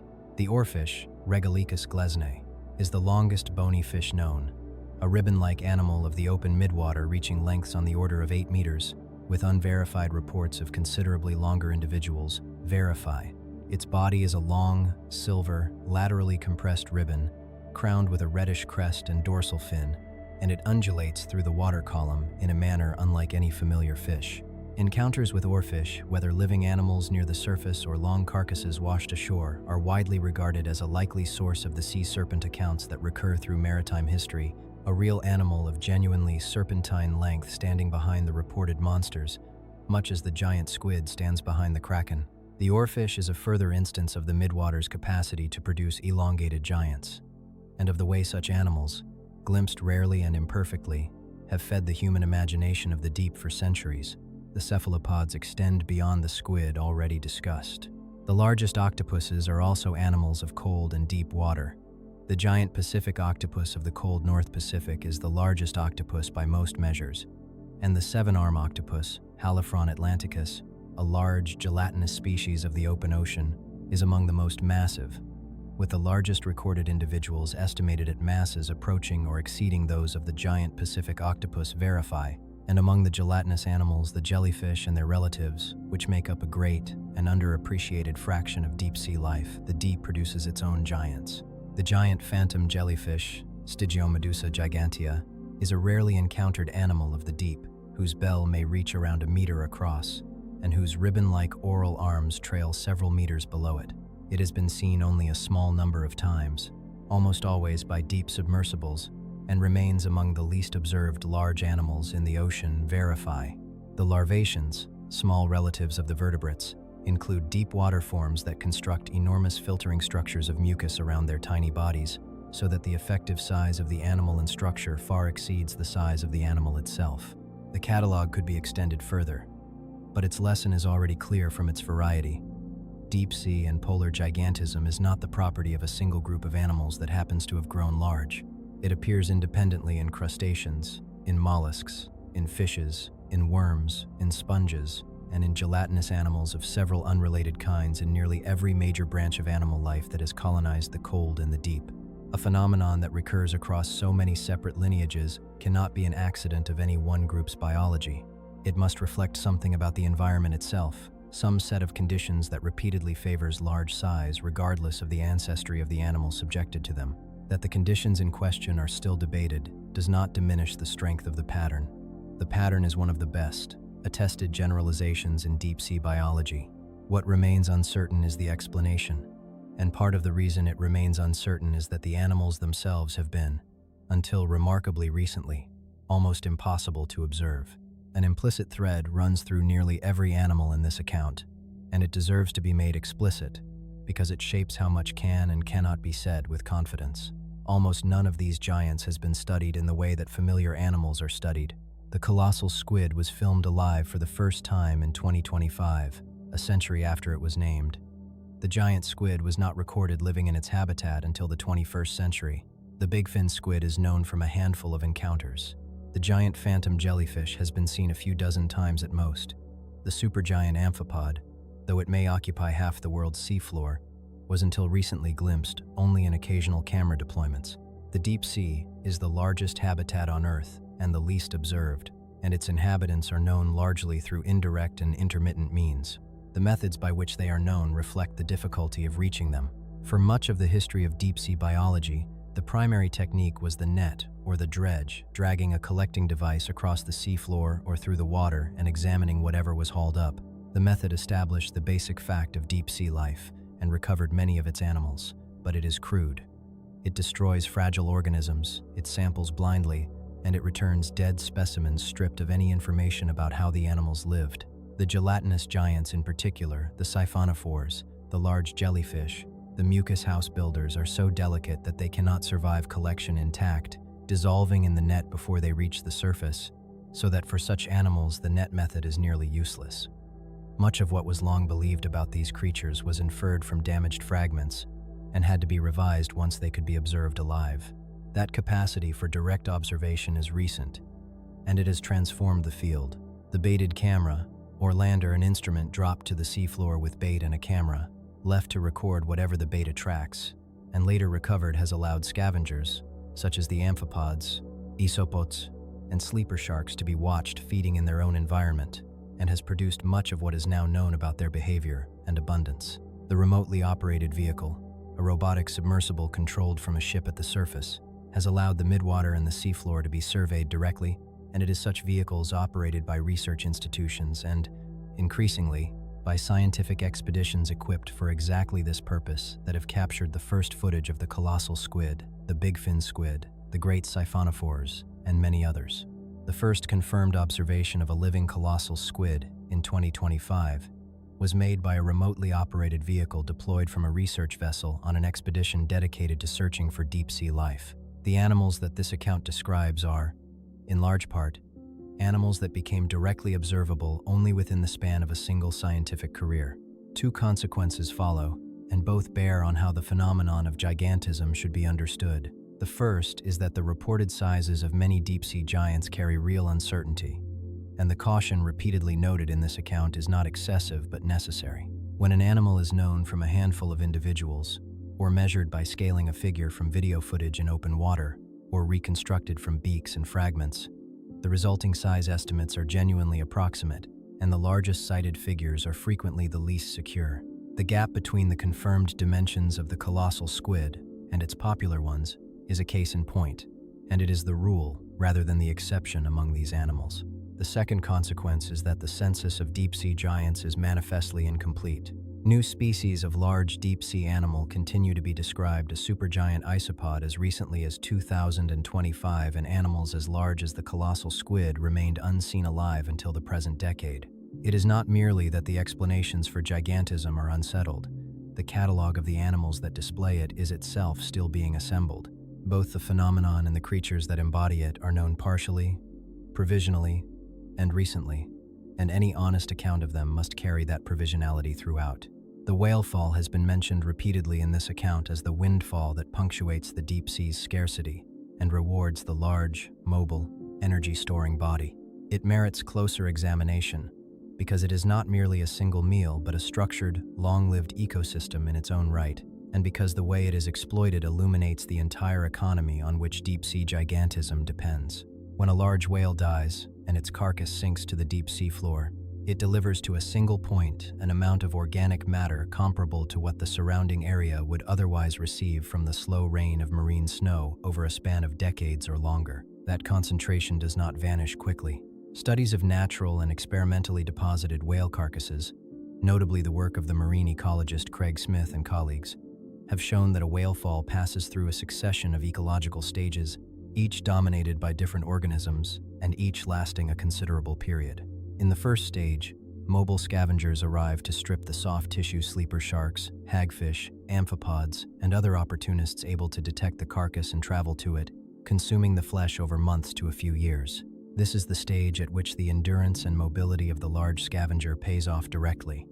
The animal able to sense a food, fall from a distance, travel to it, and gorge is the animal that captures the windfall, and the capacity to do so is precisely the capacity that a large, reserve-carrying body provides. The stages that follow reveal how completely such a windfall is exploited. Once the soft tissue is gone, an enrichment opportunist stage sets in, during which smaller organisms colonize the bones and the organically enriched sediment around the carcass. And then, over a still longer period, a sulfophilic stage develops, in which bacteria break down the fats stored within the bones themselves, generating hydrogen sulfide and supporting chemosynthetic communities of the same general kind found at hydrothermal vents, a small, temporary island of chemosynthesis created by the decay of a single animal. Among the most remarkable participants in this final stage are the bone-eating worms of the genus Osedax, discovered only in 2002 during deep-sea research off California. These worms, like the giant tube worms of the vents, have no mouth and no gut. They bore into the whale's bones and, with the aid of symbiotic bacteria, extract nutrition from the fats locked within, dissolving the skeleton over years. A single whale fall may sustain this succession of communities for years to decades, a concentrated pocket of life and energy persisting on the deep sea floor long after the animal that created it has otherwise disappeared. The whale fall, examined closely, is a compressed demonstration of nearly every principle in this account. It embodies the scarcity of the deep, since such windfalls are rare and widely scattered. It embodies the reward for the large, mobile, energy-storing body that can reach and exploit them. It embodies the alternative, chemosynthetic energy base that operates independently of the sun, and it embodies the extraordinary thoroughness with which the deep sea recovers every available scrap of organic matter, passing a carcass through stage after stage until almost nothing remains.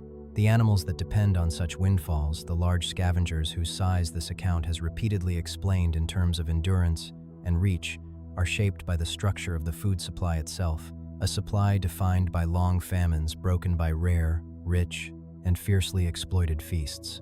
Size, in the deep, is in large part an adaptation to that specific pattern of scarcity and windfall, and the whale fall is the clearest single expression of the pattern. The account has treated the deep sea as a single environment, but its extremes deserve separate attention, because the very deepest habitats, the hadal trenches, the region below 6,000 meters, impose conditions more severe than anywhere else in the ocean and support a fauna in which the themes of this account appear in their most concentrated form.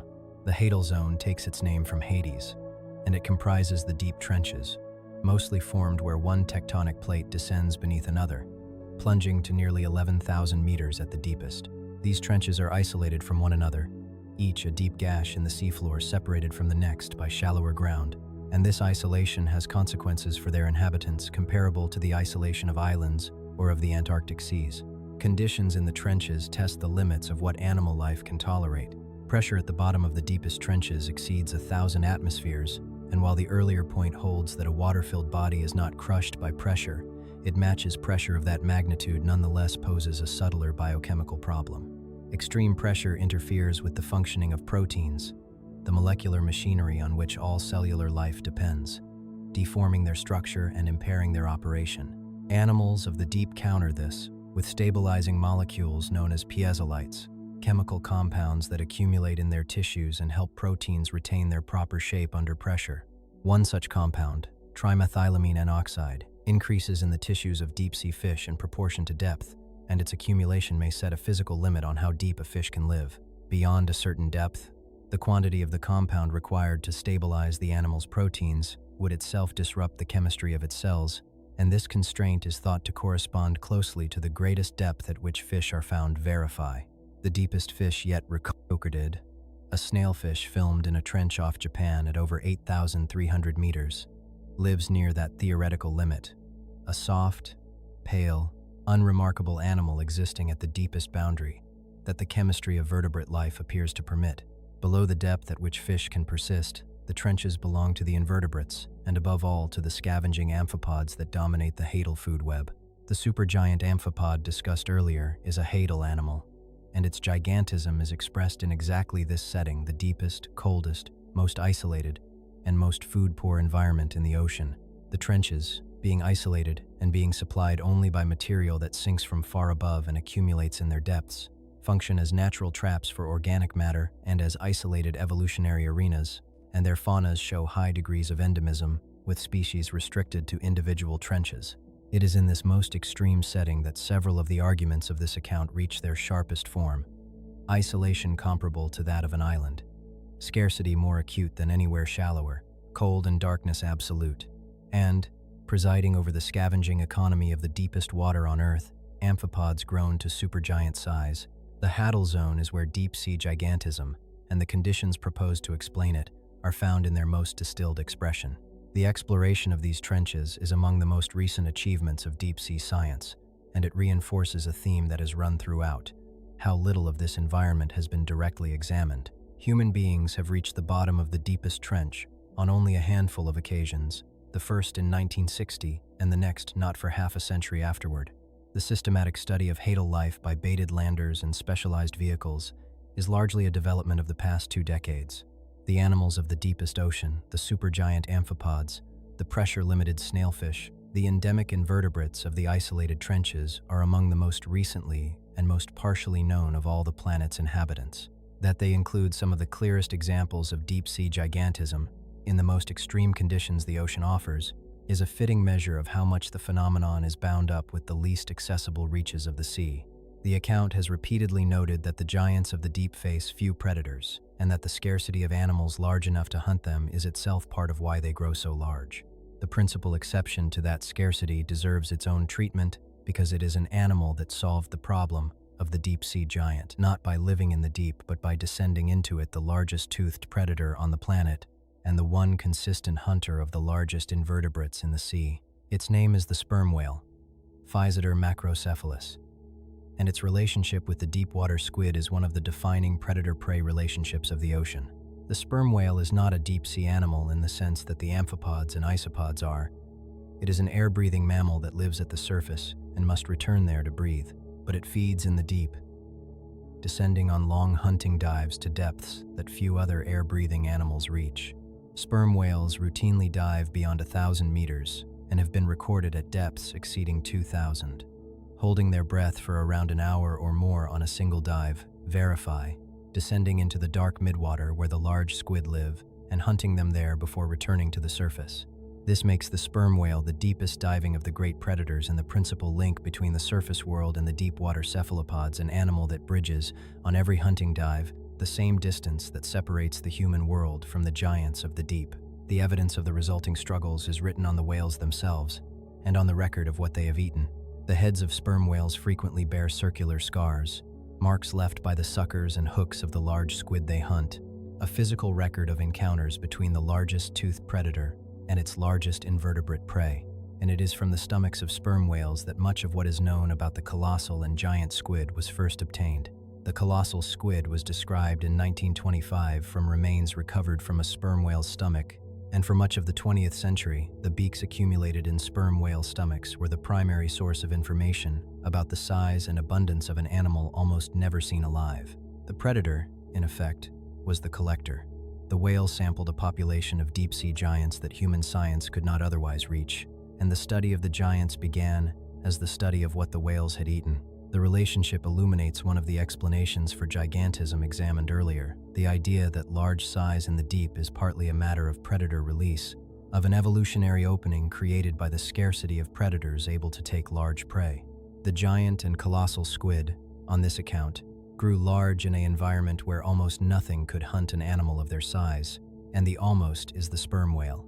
That the principal predator of the deep's largest invertebrates is an animal that must descend from the surface to reach them underscores how few resident predators the deep contains that are capable of controlling large prey. The sperm whale hunts the giants precisely because the deep did not produce a resident predator to do so, and the size of the squid it hunts is, in part, a product of that same absence. The great predator of the deep is a visitor to it, and the giants it hunts are large in part because such visitors are all that hunt them. A recurring feature of the deep-sea giants is the elaboration of their senses, and in particular of the organs by which they detect light, and this is not incidental to their size. The colossal squid possesses the largest eyes known in the animal kingdom, around 27 centimeters across, and the explanation offered for eyes of that size connects directly to the predator described in the previous chapter. An eye that large is thought to be adapted to detect the faint, bioluminescent disturbance created by a sperm whale moving through the water, at a range sufficient to allow the squid to react before the whale arrives. Size, sensory capacity, and the pressures of predation are bound together. In an environment without sunlight, the ability to gather what little light exists and to detect the light that living organisms themselves produce becomes a matter of survival, and the deep-sea giants are equipped accordingly. The light in question is, for the most part, made by life itself. Below the reach of the sun, the principal source of light is bioluminescence, the production of light by living organisms through chemical reaction, and it is extraordinarily widespread in the deep. Surveys of the midwater have found that a large majority of the animals there are capable of producing light. By some estimates, the great majority of midwater organisms verify, making bioluminescence not a rarity, but the normal condition of deep-sea life. The functions it serves are various and instructive. Some animals use light to find or attract prey. The deep-sea anglerfishes are the standard example, dangling an illuminated lure, its light produced by symbiotic bacteria housed in the lure's tip, to draw prey within reach of the mouth in the surrounding dark.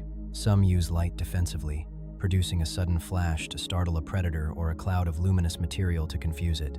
And some use light for concealment, in a strategy known as counter-illumination.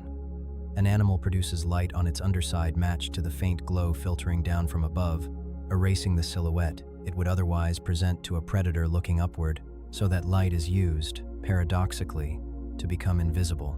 The prevalence of bioluminescence shapes the sensory world of the deep, and, with it, the animals that inhabit it. In a place where most light is biological and most of it is fleeting, a flash, a lure, a glow used to hide, the advantage lies with the animal that can detect the faintest signal and interpret it correctly, and the enormous eyes of the deep-sea giants are the response to that pressure. The colossal squid's eye is the extreme case, but the pattern is general. The deep is populated by animals whose visual equipment is exaggerated in proportion to the darkness, straining to detect the sparse and momentary light of their environment. The sensory arms race between predator and prey, conducted almost entirely in the dark and largely by means of light the animals produce themselves, is one of the organizing features of deep-sea life, and it is reflected in the anatomy of its largest inhabitants. Their size, in several cases, is inseparable from their senses. An eye adapted to detect a predator's approach must itself be large, and a large eye implies, and is implied by, a large animal. The animals described throughout this account share a history as well as a habitat. For most of the era of modern science, their existence was not merely unobserved but actively doubted. The prevailing scientific expectation, through much of the 19th century, was that the deep sea might contain little or no life at all, and the overturning of that expectation is the event from which the study of deep-sea life effectively begins. To understand how recently the giants of the deep entered scientific knowledge, it is necessary to recall that the deep was once widely believed to be a void. The belief was formalized in the middle of the 19th century by the naturalist Edward Forbes, who, on the basis of dredging in the Aegean Sea, proposed that the abundance of life declined with depth to the point of vanishing, and that below a certain depth, a few hundred fathoms, the sea floor was essentially devoid of animal life. This proposition, later termed the Azoic hypothesis, held that the deep ocean was a lifeless zone, too dark, too cold, and too pressured to support living things. It was a reasonable inference from the limited evidence available, and it was wrong, but it shaped expectations for a generation. The deep was imagined as an empty and sterile place, and the idea that it might contain not merely life but life of exceptional size ran contrary to the scientific consensus of the day. The decisive refutation came from the expedition of HMS Challenger, which between 1872 and 1876 undertook the first systematic global survey of the deep ocean, circumnavigating the world and dredging the seafloor at stations across every major ocean. The expedition recovered living animals from the greatest depths it sampled, demonstrating conclusively that life extended far below the limit the Azoic hypothesis had proposed, and indeed to the deepest floors the expedition could reach. The Challenger expedition cataloged thousands of previously unknown species and established, as a matter of evidence, that the deep sea was inhabited throughout, a finding that founded the science of oceanography and opened the deep as a field of biological study. The animals of the deep, including the large and strange forms that are the subject of this account, entered scientific knowledge in the wake of that voyage, as a world newly established to exist. The lateness of that beginning bears on how the phenomenon of gigantism should be understood, and it reinforces the provisionality that has run through this account.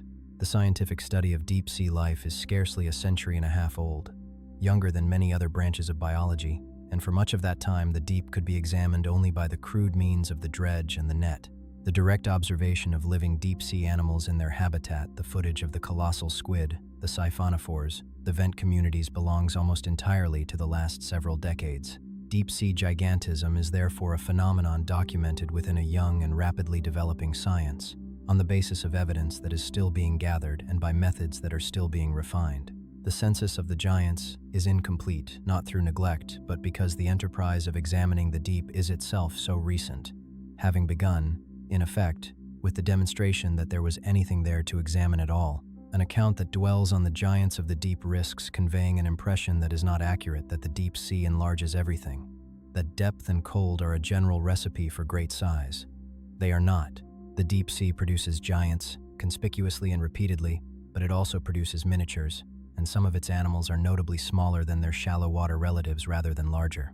A full understanding of deep-sea gigantism requires holding both facts together, because the phenomenon is not a blanket tendency toward largeness, but a tendency of body size to shift in one direction or the other under the particular pressures of the environment. The clearest illustration is the same island framework that explains the gigantism. The study led by Craig McLean in 2006, which applied the logic of island biogeography to the depth gradient, found that deep-sea animals follow the island rule in both of its directions. Some groups become larger in the deep, exhibiting the gigantism this account has examined, while others become smaller, exhibiting deep-sea dwarfism. Among the mollusks, certain gastropods of the deep sea are among the smallest of their kind. Members of the genus Denimargo, for instance, occur in the deep at diminished sizes, displaying insular dwarfism in a manner directly parallel to the dwarfism seen in large animals confined to islands. The same environment that expands the amphipod and the isopod contracts the gastropod. Depth and cold do not dictate a single outcome. They impose a set of pressures under which different lineages, with different ways of life, move toward different optimal sizes. The resolution of the apparent contradiction lies in recognizing that body size is not maximized in the deep but optimized, and that the optimum depends on the animal's ecological strategy. For a mobile scavenger dependent on scattered food falls, the optimum is large. A big body forages efficiently, stores reserves, and covers the distances between meals. For a small animal occupying a different niche, one that does not range widely, that exploits fine or localized resources, that gains nothing from size, and pays for it in the cost of a larger body to maintain the optimum, may be small, and the deep-sea representative accordingly shrinks. The island rule captures exactly this. It predicts not that size increases or decreases, but that it converges on the value best suited to the balance of resources, predators, and mode of life the environment presents. In the deep, that balance drives some lineages up and others down. This is why the deep sea can hold, simultaneously, the largest invertebrate on the planet and some of the smallest members of other invertebrate groups. Gigantism and dwarfism are not opposing phenomena requiring separate explanations. They are two expressions of a single process of size convergence under the pressures of a shared environment. The reason gigantism is the more famous of the two is partly that giants are more striking and partly that, across the deep sea as a whole, the balance of pressures, the scattered food, the open space that rewards mobility, the scarcity of predators for large animals tends more often toward the large than the small. But the miniatures are there, and they are as much a product of the deep as the giants. The honest statement of the phenomenon is not that the deep sea makes animals large, but that it reshapes their size, in whichever direction their particular circumstances favor, and that gigantism is the more common and more conspicuous of the two directions it can take. The biology of deep-sea gigantism is best understood against the physical structure of the environment that produces it, and that structure has a definite shape, a series of layers, each with its own conditions, extending from the sunlit surface to the floor of the deepest trench. The animals of the deep are distributed through this structure according to the conditions each layer imposes, and the geography of the habitat underlies the geography of the giants. The ocean is conventionally divided by depth into a sequence of zones. The uppermost the epipelagic or sunlit zone, extends to around 200 meters and contains the photosynthetic life on which the productivity of the whole ocean ultimately depends. Below it lies the mesopelagic, the twilight zone, reaching to about 1,000 meters, where light fades to a residue too faint for photosynthesis, and where much of the deep's most abundant life, including many bioluminescent animals and the vast migrating populations of small fish and invertebrates, is concentrated. Below that, from roughly 1,000 to 4,000 meters, is the bathypelagic, the midnight zone, in perpetual darkness. Then the abyssopelagic, the abyss proper, extending across the great flat expanses of the deep sea floor. And finally the hadal zone of the trenches, below 6,000 meters, the deepest habitat of all. These are not sharp boundaries but gradations, and animals move between them. But the sequence describes the basic vertical structure of the environment and the conditions of light, temperature, pressure, and food that vary along it. The floor of the deep ocean, across most of its extent, is a vast and relatively featureless plain. The abyssal plains are among the flattest and most extensive surfaces on the planet, blanketed in fine sediment accumulated over immense spans of time from the slow settling of material from above, and it is across these plains that the mobile scavengers of the deep, the amphipods, the isopods, the sleeper sharks range in search of the scattered foodfalls that sustain them. The water overlying these plains is uniformly cold, near freezing, because it originates at the poles. Cold, dense water formed at the surface in the polar regions sinks and spreads across the deep floors of the world's oceans, filling the abyss with cold water and linking the frigid conditions of the poles to the cold of the deep everywhere else. The temperature that slows the metabolism of the deep sea giant, and that figures in the temperature and oxygen explanations of its size, is in this sense a polar temperature carried to the equatorial deep by the circulation of the oceans. The scale of the whole is difficult to register, and it is the final physical fact on which the phenomenon rests. The deep sea, taken together the dark water below the sunlit layer and the immense floor beneath it, constitutes by volume much the largest living space on Earth, far exceeding the combined volume of every habitat at the surface and on land. The giants of the deep are not rare exceptions occupying a marginal environment.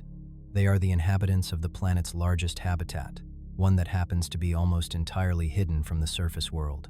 That the largest living space on Earth is also the least observed, and that it is populated in part by the largest invertebrates on the planet, is the geographical frame within which the entire phenomenon of deep-sea gigantism sits. The giants are the outsized inhabitants of an outsized and unseen world. The explanations for deep-sea gigantism carry an implication that reaches beyond the question of how the giants came to be, and into the question of whether they will persist. If the great size of cold water animals depends on a specific balance of temperature and oxygen, then the giants are not merely products of their environment but hostages to it, and any disturbance of that balance bears directly on their future. The oceans are now changing in precisely the respects that the explanations identify as critical, and the animals whose size depends most finely on the existing conditions are, by the same logic, the animals most exposed to their alteration. The two changes that matter most follow directly from the oxygen temperature account. The oceans are warming, absorbing a large share of the additional heat trapped in the climate system, and warming reduces the capacity of seawater to hold dissolved oxygen. At the same time, the metabolic oxygen demand of animals rises with temperature. For an animal whose large size depends on the favorable ratio of oxygen supply to oxygen demand that cold water provides, warming moves both terms of that ratio in the adverse direction at once. The water holds less oxygen, and the animal requires more. Large-bodied cold water organisms are, on this reasoning, among the first that would be unable to sustain their size as their environment warms, not because warming is lethal in itself, but because the specific condition that permitted their size is withdrawn. The giants are indicators of a balance, and the balance is shifting. The polar regions, where gigantism is most pronounced, are also where these changes are proceeding fastest, and the account given earlier of the Antarctic fauna describes an ecosystem already under pressure on more than one front. As polar waters warm, the oxygen-rich condition that sustains the large invertebrates of the Antarctic seafloor is degraded, and the barrier of cold that long isolated that fauna is lowered, permitting the intrusion of predators, the Durophagous king crabs among them, against which the isolated community never evolved defenses. A fauna adapted with great precision to extreme, stable cold is confronted simultaneously with the loss of the conditions that produced its large bodies, and with the arrival of predators its isolation had excluded. The very traits that make the polar giants remarkable, their adaptation to a narrow and long stable set of conditions, are the traits that render them vulnerable when those conditions change. None of this should be stated with more confidence than the evidence supports, and the appropriate register is one of concern rather than certainty. The explanations for gigantism remain debated.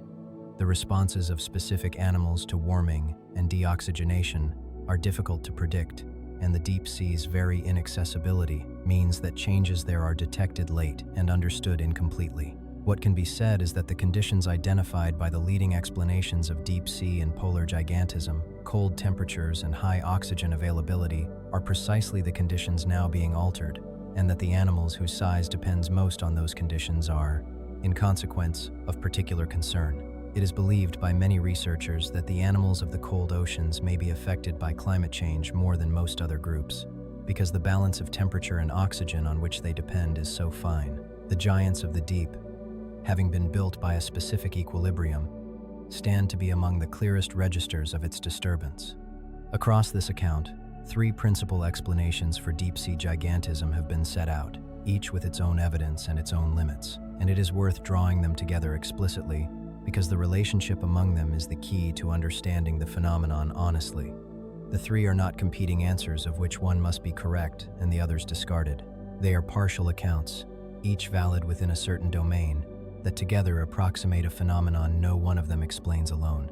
The first is the argument from efficiency, resting on Kleiber's rule, that in a food-poor environment, the metabolic economy of a large body, its lower energy cost per unit of mass, its capacity to store reserves and to range widely is an advantage, so that scarcity, counterintuitively, may favor large size.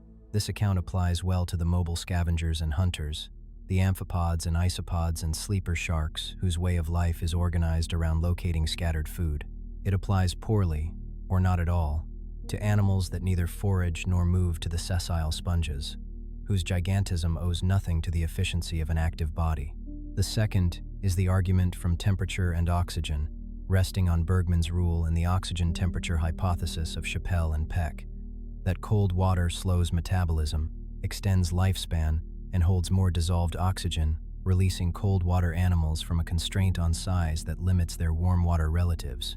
This account applies with particular force to polar gigantism in the cold, oxygen-rich, shallow waters of the poles, but it has been challenged, notably by Jameson and colleagues, for the deep trenches, where the temperature variation the hypothesis relies upon is largely absent, and where other factors, such as immunity from predation, may matter more. The third is the argument from isolation, resting on the island rule and the work of MacLean, that the deep sea, like an island, is isolated, resource, limited, and predator, poor, and that these conditions drive body size to converge on an optimum that, given the deep's open space and scattered food, tends toward the large. This account explains why gigantism and dwarfism coexist in the deep, but it describes a tendency rather than a mechanism, and it leaves the physiological question of how large size is sustained to the other two. The proper conclusion is not that one of these is right, but that deep-sea gigantism is overdetermined, that several distinct pressures, operating with different strengths on different animals in different parts of the deep, all tend to favor large size, and that the giants are the product of their overlap. A supergiant amphipod in a hadal trench may owe its size chiefly to predator immunity and the efficiency of scavenging. An Antarctic sea spider may owe its size chiefly to cold and oxygen. A vent tube worm owes its size to a local chemical abundance that none of the three standard explanations anticipated. The phenomenon is unified by its outcome, large body size in the cold and the deep, and divided in its causes, which vary from animal to animal and from setting to setting.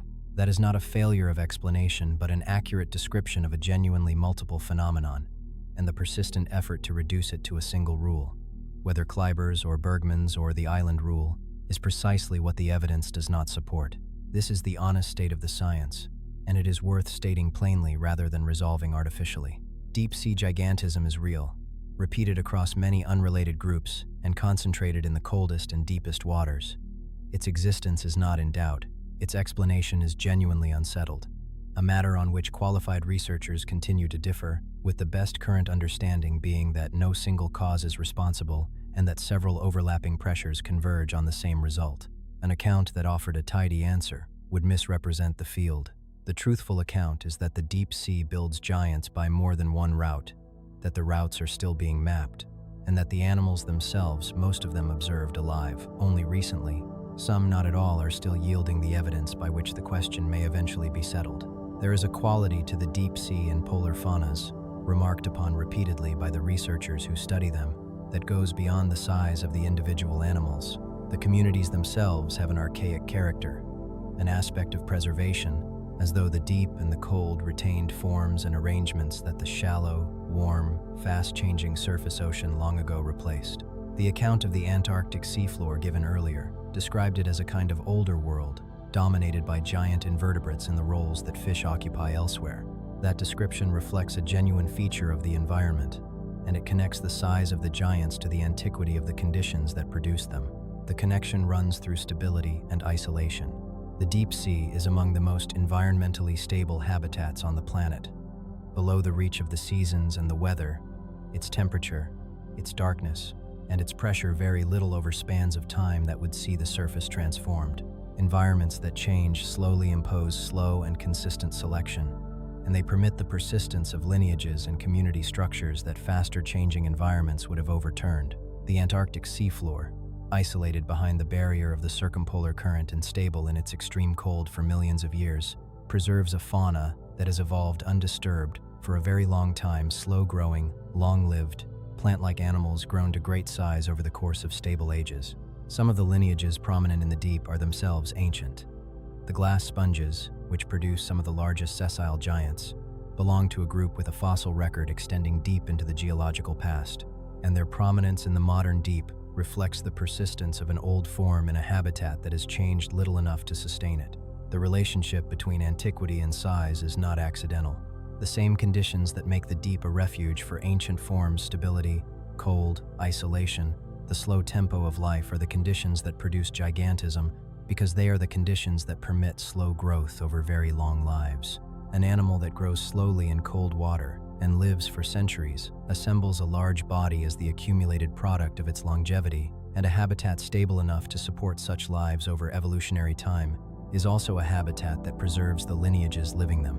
The giant and the relict are, in the deep, often the same animal, large because it is old, in both the individual sense of a long life and the evolutionary sense of an ancient lineage, and preserved at that size by an environment that has held its conditions steady while the rest of the world changed. This gives the phenomenon of deep-sea gigantism a dimension in time as well as in space. The giants are not only the inhabitants of the largest and least observed habitat on Earth, they are, in many cases, the representatives of its oldest and most stable communities, forms sustained at great size by the same slow constancy that has preserved them. The archaic character that observers perceive in the deep and polar faunas is not an illusion of unfamiliarity. It is the visible expression of a habitat in which life proceeds at a slower tempo, over longer spans, in greater isolation than almost anywhere else, and in which size, longevity, and antiquity are bound together as products of a single, enduring set of conditions.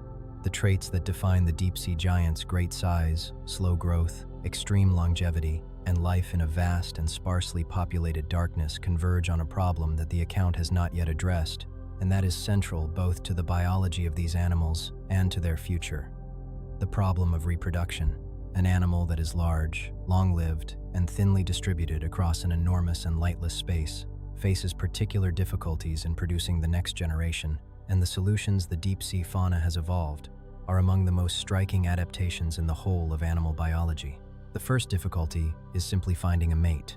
In the open midwater and across the abyssal plains, animals are dispersed at very low densities over immense distances, in perpetual darkness, without any of the visual cues that structure encounters in the sunlit world. For an animal that may traverse kilometers of empty water without meeting another of its kind, the location of a partner is a genuine obstacle, and several deep-sea lineages have evolved extreme responses to it. The most famous is found among the deep-sea anglerfishes, in which the disparity between the sexes is carried to an extreme with few parallels in nature. The female is the large, familiar form, bearing the illuminated lure. The male is a tiny fraction of her size, equipped with organs adapted not for hunting but for detecting and locating a female in the dark. In a number of anglerfish species, the male, on finding a female, bites onto her body and does not let go. His tissues fuse with hers, his circulatory system joins to hers, and he becomes a permanent, dependent attachment, reduced to little more than a source of sperm sustained by the female's bloodstream. This arrangement, known as sexual parasitism, solves the problem of ever finding a mate again by ensuring that, once found, the male is never lost in adaptation to the sparseness of the deep so extreme that it dissolves the male into the female almost entirely. The second difficulty follows from the life history that gigantism entails, and it bears directly on the vulnerability of the giants. The large, cold-water, slow-living animals of the deep tend to grow slowly, to mature late, and to reproduce sparingly. The Greenland shark, on the evidence discussed earlier, does not reach sexual maturity until an age of around 150 years. Animals with life histories of that tempo produce offspring rarely and replace their populations only over very long spans. A reproductive strategy of that kind is viable in a stable environment where mortality is low and lives are long, and it is precisely matched to the conditions that produce gigantism, but it carries a severe vulnerability. A population that matures over a century and reproduces slowly cannot recover quickly from losses. When such animals are subjected to sudden pressures to the fishing that increasingly reaches into deep water, or to the changes in temperature and oxygen already discussed, their slow reproduction leaves them unable to replace what is taken, and populations can be depleted far faster than they can rebuild. The same slow, long, cold life that builds the giant makes the giant fragile in the face of rapid change.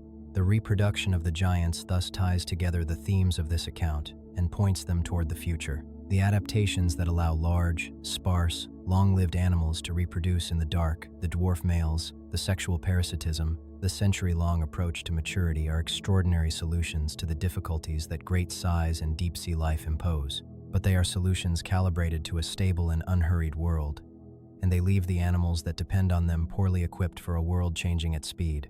The giant is a specialist in endurance and longevity, built for a habitat that rewards patience over generations, and its reproduction is the clearest expression both of how finely it is adapted to that habitat and of how exposed it is should the habitat cease to be what it was. The account of the deep-sea food supply given earlier described a slow rain of marine snow, a diffuse and passive descent of organic particles from the productive surface into the depths. That description is accurate but incomplete, because the deep is also supplied by an active process, a daily movement of living animals between the surface and the depths that constitutes the largest migration of biomass anywhere on the planet, and that carries energy downward far more directly than the passive settling of particles alone. The process is the diel vertical migration, a daily cycle in which vast populations of small animals, lanternfish, and other small mesopelagic fishes, krill, and countless invertebrates of the twilight zone rise toward the surface under cover of darkness to feed in the productive shallow waters, and descend again before dawn into the dark middle depths, where the absence of light offers refuge from the predators that hunt by sight. This rise and fall is repeated every day across the world's oceans, involving a quantity of animal life so great that early sonar operators, detecting the migrating layer as it moved, mistook it for a false seafloor that rose and sank with the light, a phenomenon named the deep scattering layer before its biological nature was understood. The scale is difficult to convey in ordinary terms. The diel vertical migration is, by biomass, the largest movement of animals on Earth, occurring not once in a season but every day, in every ocean. Its significance for the deep, and for the giants, lies in what it transports. The animals that rise to feed at the surface and return to depth carry the energy they have consumed downward with them, and through their waste, their descent, and their deaths, they deliver that energy into the middle and deep waters far more efficiently than passive sinking would allow. The vertical migration is, in effect, a biological pump, actively conveying the productivity of the sunlit surface into the depths and sustaining a food web that the thin rain of marine snow could not support alone. The predators of the twilight zone feed on the migrating animals. Larger predators feed on those, and the organic material that ultimately reaches the deep seafloor, where the scavenging giants await it, is in part the residue of this daily vertical traffic. The food-poor deep is less isolated from the surface than it appears, connected to it by a living conveyor that runs on a daily cycle across the entire ocean. The migration also underscores a point that recurs throughout the study of the deep, that its apparent emptiness conceals an enormous quantity of life, most of it small, much of it unfamiliar, and nearly all of it unobserved by the surface world. The mesopelagic fishes that make up much of the migrating biomass are among the most numerous vertebrates on the planet, and yet they are scarcely known outside specialist study, glimpsed mainly as the sonar shadow of the scattering layer or hauled up, damaged, in nets. The giants of the deep sit atop and depend upon this vast and largely hidden foundation of small migrating life. The food that sustains a supergiant amphipod or a sleeper shark on the deep floor is, in part, the far end of a chain that begins each night when the twilight zone rises to feed at the surface and descends again into the dark, the largest and least witnessed daily event in the living world. For most of human history, the deep sea was beyond reach, and its inhabitants were affected by human activity not at all. That is no longer the case. The same decades that have made the giants of the deep observable have also made the deep accessible to exploitation, and the animals that this account has described as products of an ancient and stable isolation are now, for the first time, exposed to pressures originating at the surface. The exposure is recent, it is accelerating, and it bears with particular force on precisely the animals whose slow, long, cold lives leave them least able to withstand it. The most direct pressure is fishing. As fisheries in shallow waters have been depleted, fishing effort has extended into deeper water, reaching animals that were formerly beyond its range. Deep water fishes tend to share the life history that characterizes the deep sea fauna, generally slow growth, late maturity, long life, and low reproductive rates, and this makes them acutely vulnerable to harvest. The orange roughy, a deep water fish that may live for over a century and matures only after decades, became a cautionary example. Fisheries that discovered its aggregations depleted them rapidly, faster than the slow reproducing populations could rebuild, because a fish that takes 20 or 30 years to mature cannot replace itself on the timescale of a commercial fishery. The same vulnerability applies to the deep sea giants. Even the giant isopods have entered the record of exploitation. In Vietnam, supergiant isopods of the kind described earlier are now harvested by deep-water trawlers and sold as a seafood delicacy, a commercial fishery on an animal that science had not finished describing. Bottom trawling, which drags heavy gear across the seafloor, additionally destroys the slow-growing sessile animals, the cold-water corals, and the giant sponges that may have taken centuries to reach their size, and that cannot regrow within any human timescale. A second and newer pressure is the prospect of mining. The abyssal plains, the vast flat expanses of the deep seafloor across which the scavenging giants range, are in many regions covered by polymetallic nodules, mineral concretions, rich in metals, that form on the sediment surface over spans of millions of years. These nodules have become a target of commercial interest, and proposals to mine them would entail disturbing large areas of the abyssal seafloor, the very habitat of the amphipods, isopods, and other deep-sea animals whose gigantism this account has examined. The nodules form so slowly that, on any human timescale, their removal is permanent, and the communities that live on and around them, many of them dependent on the hard surface the nodules provide in an environment otherwise of soft mud, cannot be expected to recover within timeframes meaningful to people. The regulation of such activity remains under negotiation, and its ultimate extent is uncertain to verify. But the prospect represents a qualitatively new kind of pressure on the deep, not the harvesting of individual animals, but the physical disturbance of the abyssal habitat itself. The common thread is a mismatch of tempo. The deep sea operates on a timescale of centuries and millennia slow growth, long lives, ancient communities, nodules forming over geological spans, and human exploitation operates on a timescale of years. Animals adapted with great precision to a stable and unhurried world, and grown to great size over the course of very long lives, are poorly equipped to withstand pressures that act far faster than anything in their evolutionary experience. The giants of the deep were shaped by the constancy of their environment, and their vulnerability is the reverse face of that same adaptation. Exquisitely fitted to a world that changed slowly, they are correspondingly exposed to a world that has begun, through human reach, to change quickly. The encounter between the slow deep and the fast surface is only beginning, and its outcome will determine much about the future of the largest animals of the largest habitat on Earth. The gigantism of the present deep sea is the current instance of a tendency far older than any of the animals that now express it. Across the long history of life in the ocean, gigantism has appeared and reappeared, in group after group, whenever conditions allowed a recurrent oceanic outcome rather than a peculiarity of the modern deep. The present giants are best understood not as a unique development, but as the latest expression of a pattern that the fossil record traces back through hundreds of millions of years.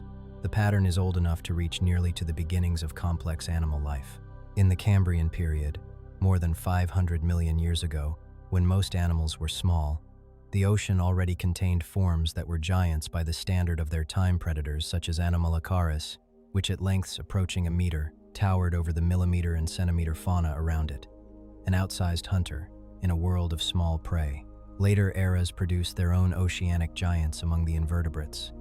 The fossil record preserves enormous shelled cephalopods, straight-coned relatives of the modern nautilus and squid that reached several meters in length and ranked among the largest predators of their seas, verify, and the sea scorpions, the eurypterids, which in some species attained lengths that made them the largest arthropods ever to have lived, verify. Each of these was, in its time and its lineage, a giant, and each illustrates the same tendency, that the ocean repeatedly produces outsized forms, in whichever group the conditions of a given age happen to favor. The detailed history of these ancient giants belongs to a different account than this one, and the marine giants of the later fossil record, the great reptiles, and, later still, the whales, are stories in their own right. What matters for the present subject is the recurrence itself.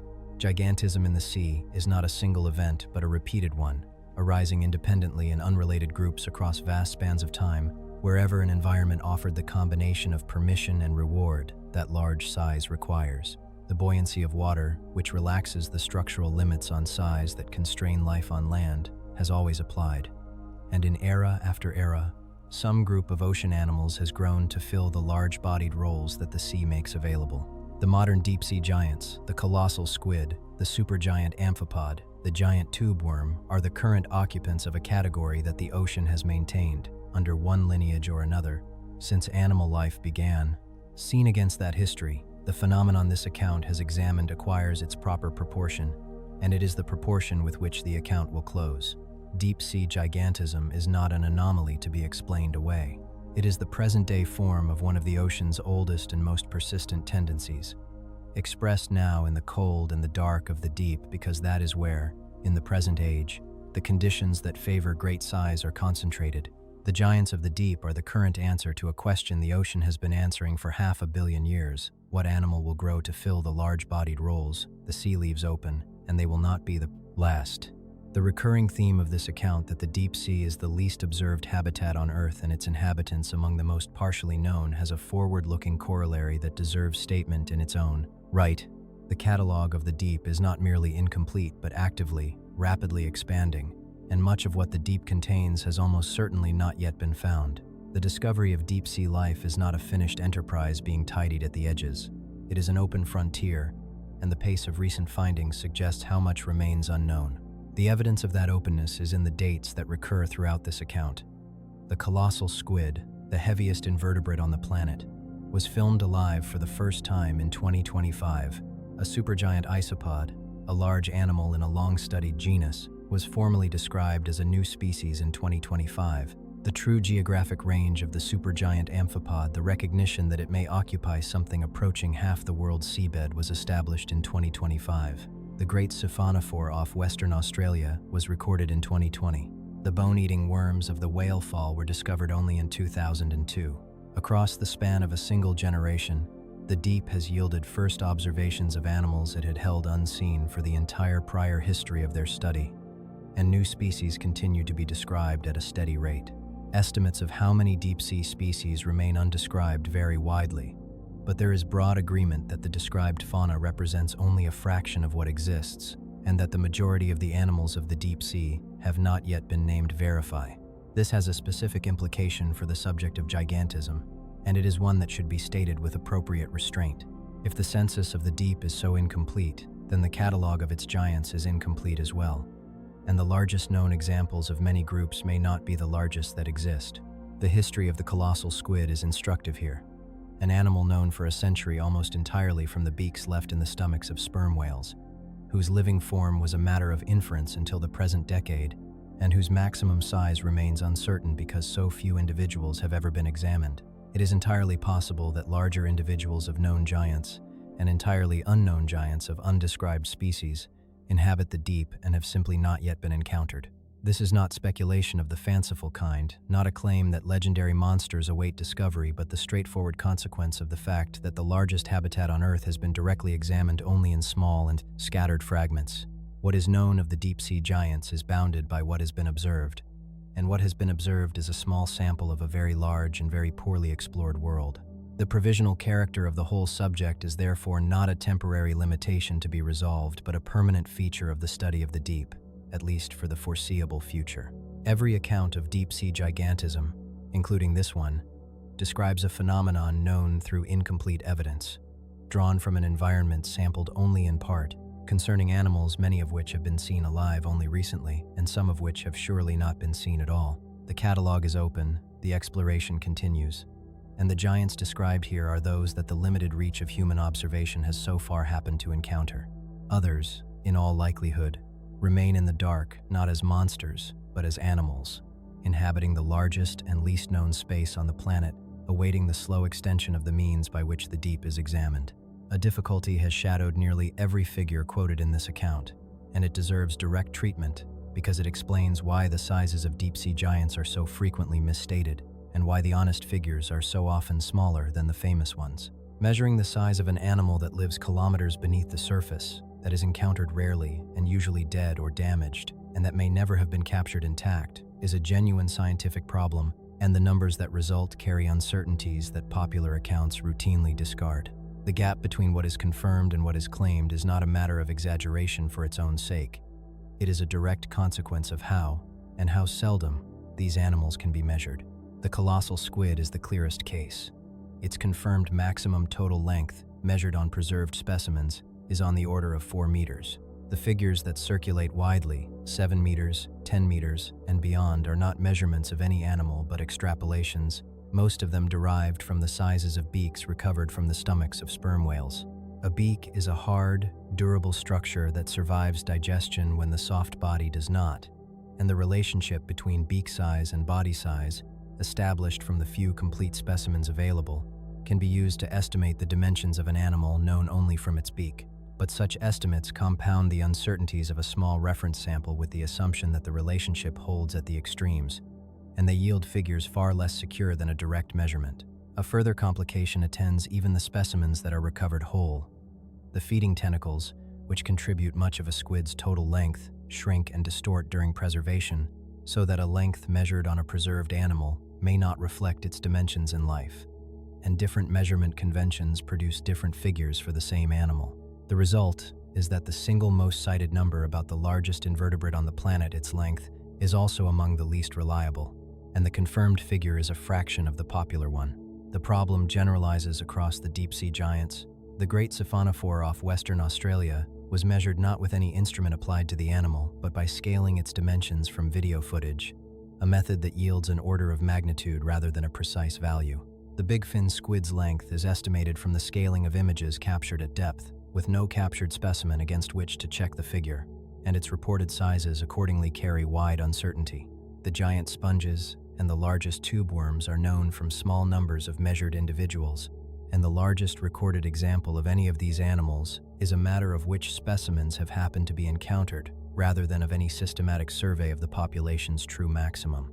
Even the giant isopods and amphipods, which can be captured and measured directly, are known from limited collections, so that the largest recorded individual represents the largest that has been caught, not necessarily the largest that exists. In every case, the reported size is bounded by the accidents of encounter and the difficulties of measurement, and the famous maxima are the least certain figures of all. This is why the discipline of distinguishing confirmed figures from estimated ones, maintained throughout this account, is not pedantry but accuracy. The deep-sea giants are genuinely large, the colossal squid is genuinely the heaviest invertebrate, the supergiant amphipod genuinely dwarfs its relatives, the giant tube worm genuinely reaches its reported lengths, and none of the caution about measurement diminishes the reality of the phenomenon. What the caution corrects is the tendency to inflate the reality into something beyond the evidence, to convert a confirmed 4-meter squid into a legendary 15-meter monster by treating an extrapolation as a measurement. The truthful account of the deep-sea giants is impressive enough without such inflation, and it has the advantage of being defensible.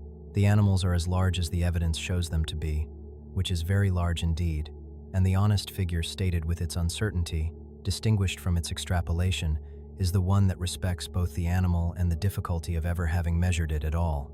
The treatment of chemosynthesis earlier in this account concentrated on the hydrothermal vents, the fissures where superheated, mineral-laden water escapes along the volcanic ridges of the seafloor.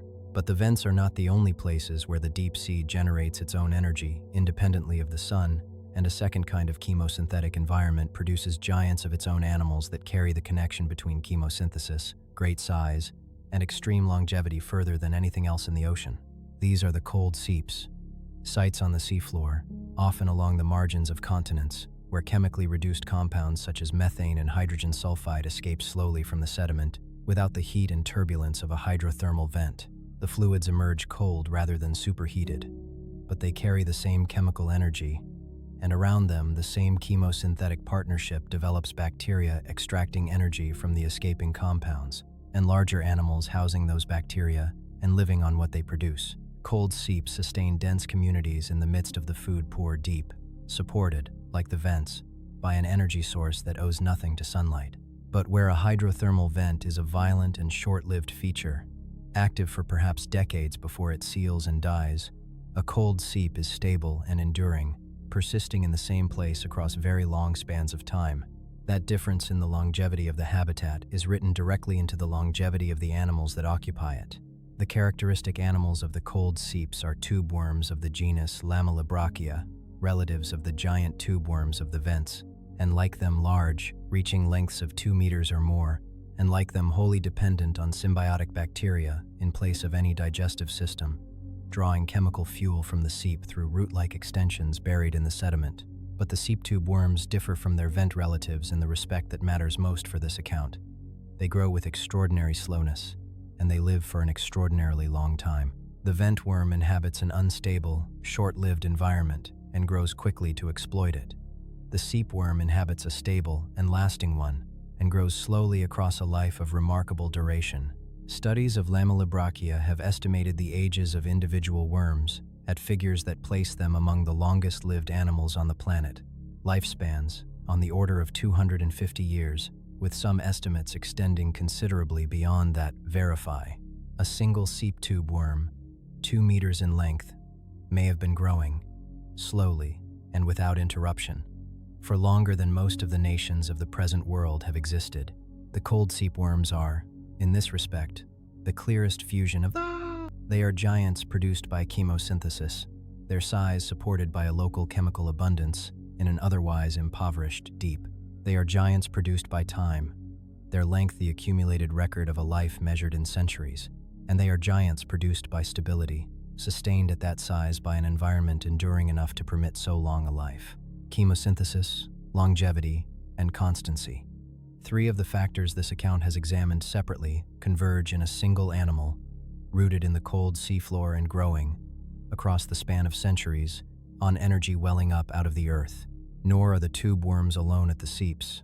The same environments support giant clams and mussels, similarly dependent on chemosynthetic bacteria, so that the seeps, like the vents, demonstrate that sun-independent gigantism is not a curiosity of one locality but a recurring strategy of the deep. Wherever the earth supplies chemical energy to the dark seafloor, and wherever it does so stably enough for long lives to accumulate, the deep produces giants built, once again, from abundance, from patience, and from time. The account began with a contradiction, that the coldest, darkest, and most food-poor environment on the planet, which by every ordinary expectation should produce small and economical bodies, instead repeatedly produces the largest members of the groups that inhabit it. The chapters between have not resolved that contradiction so much as dismantled the expectation behind it, showing at each turn why the intuition that scarcity must select for smallness is too simple, and why the deep sea, examined closely, is an environment that favors great size for several reasons at once. Pressure, the force most associated with the deep, proved not to be the barrier it is imagined to be, because a body made of water is not crushed by a force it matches, and the buoyancy of that same water lifts one of the principal limits on size that operates on land. Scarcity, which ought to punish large bodies, proved instead to reward them because a large body is metabolically efficient, stores greater reserves, and ranges farther between the scattered windfalls on which the deep depends. Cold, which slows all of life, proved to extend it enlarging cells, lengthening lifespans, and, through the higher oxygen content of cold water, releasing cold water animals from a constraint on size that limits their warm water relatives. Isolation, the condition of the deep and of the poles alike, proved to drive body size toward the optimum that a predator-poor, resource-limited, open environment favors, which for the mobile animals of the deep is large. And where none of these applied among the sessile sponges, the colonial siphonophores, the chemosynthetic giants of the vents, the deep-produced giants by yet other roots, from the absence of predators, from the accumulation of slow growth over great age, from a local chemical abundance, found nowhere else. No single explanation accounts for the phenomenon, and the honest conclusion is that deep-sea gigantism is overdetermined. Many pressures, operating differently on different animals, all tend toward the same result, and the giants are the product of their overlap. What emerges from the whole is less a rule than the character of an environment defined, above all, by slowness and by scale. The deep sea is the largest habitat on Earth and the most stable, an environment in which conditions hold steady across spans of time that would transform the surface, and in which life proceeds at a correspondingly slow tempo. Its giants are the expression of that slowness. Animals that grow slowly, mature late, live long, and assemble their great size over the course of lives measured in decades and centuries, in communities that have persisted, isolated, and undisturbed over evolutionary spans. The size of a deep-sea giant is, in the end, a record of time, the accumulated product of a long life in a stable world, made possible by the very conditions of cold and darkness and scarcity that were supposed to prevent it. To call these animals giants is accurate, but it captures only the most visible fact about them. The deeper fact is that they are slow, built by patience, sustained by constancy, and adapted with great precision to a world that changes almost imperceptibly. That precision is also their exposure, the same fine adaptation to a narrow and long stable set of conditions that produce the giants leaves them vulnerable when the conditions shift.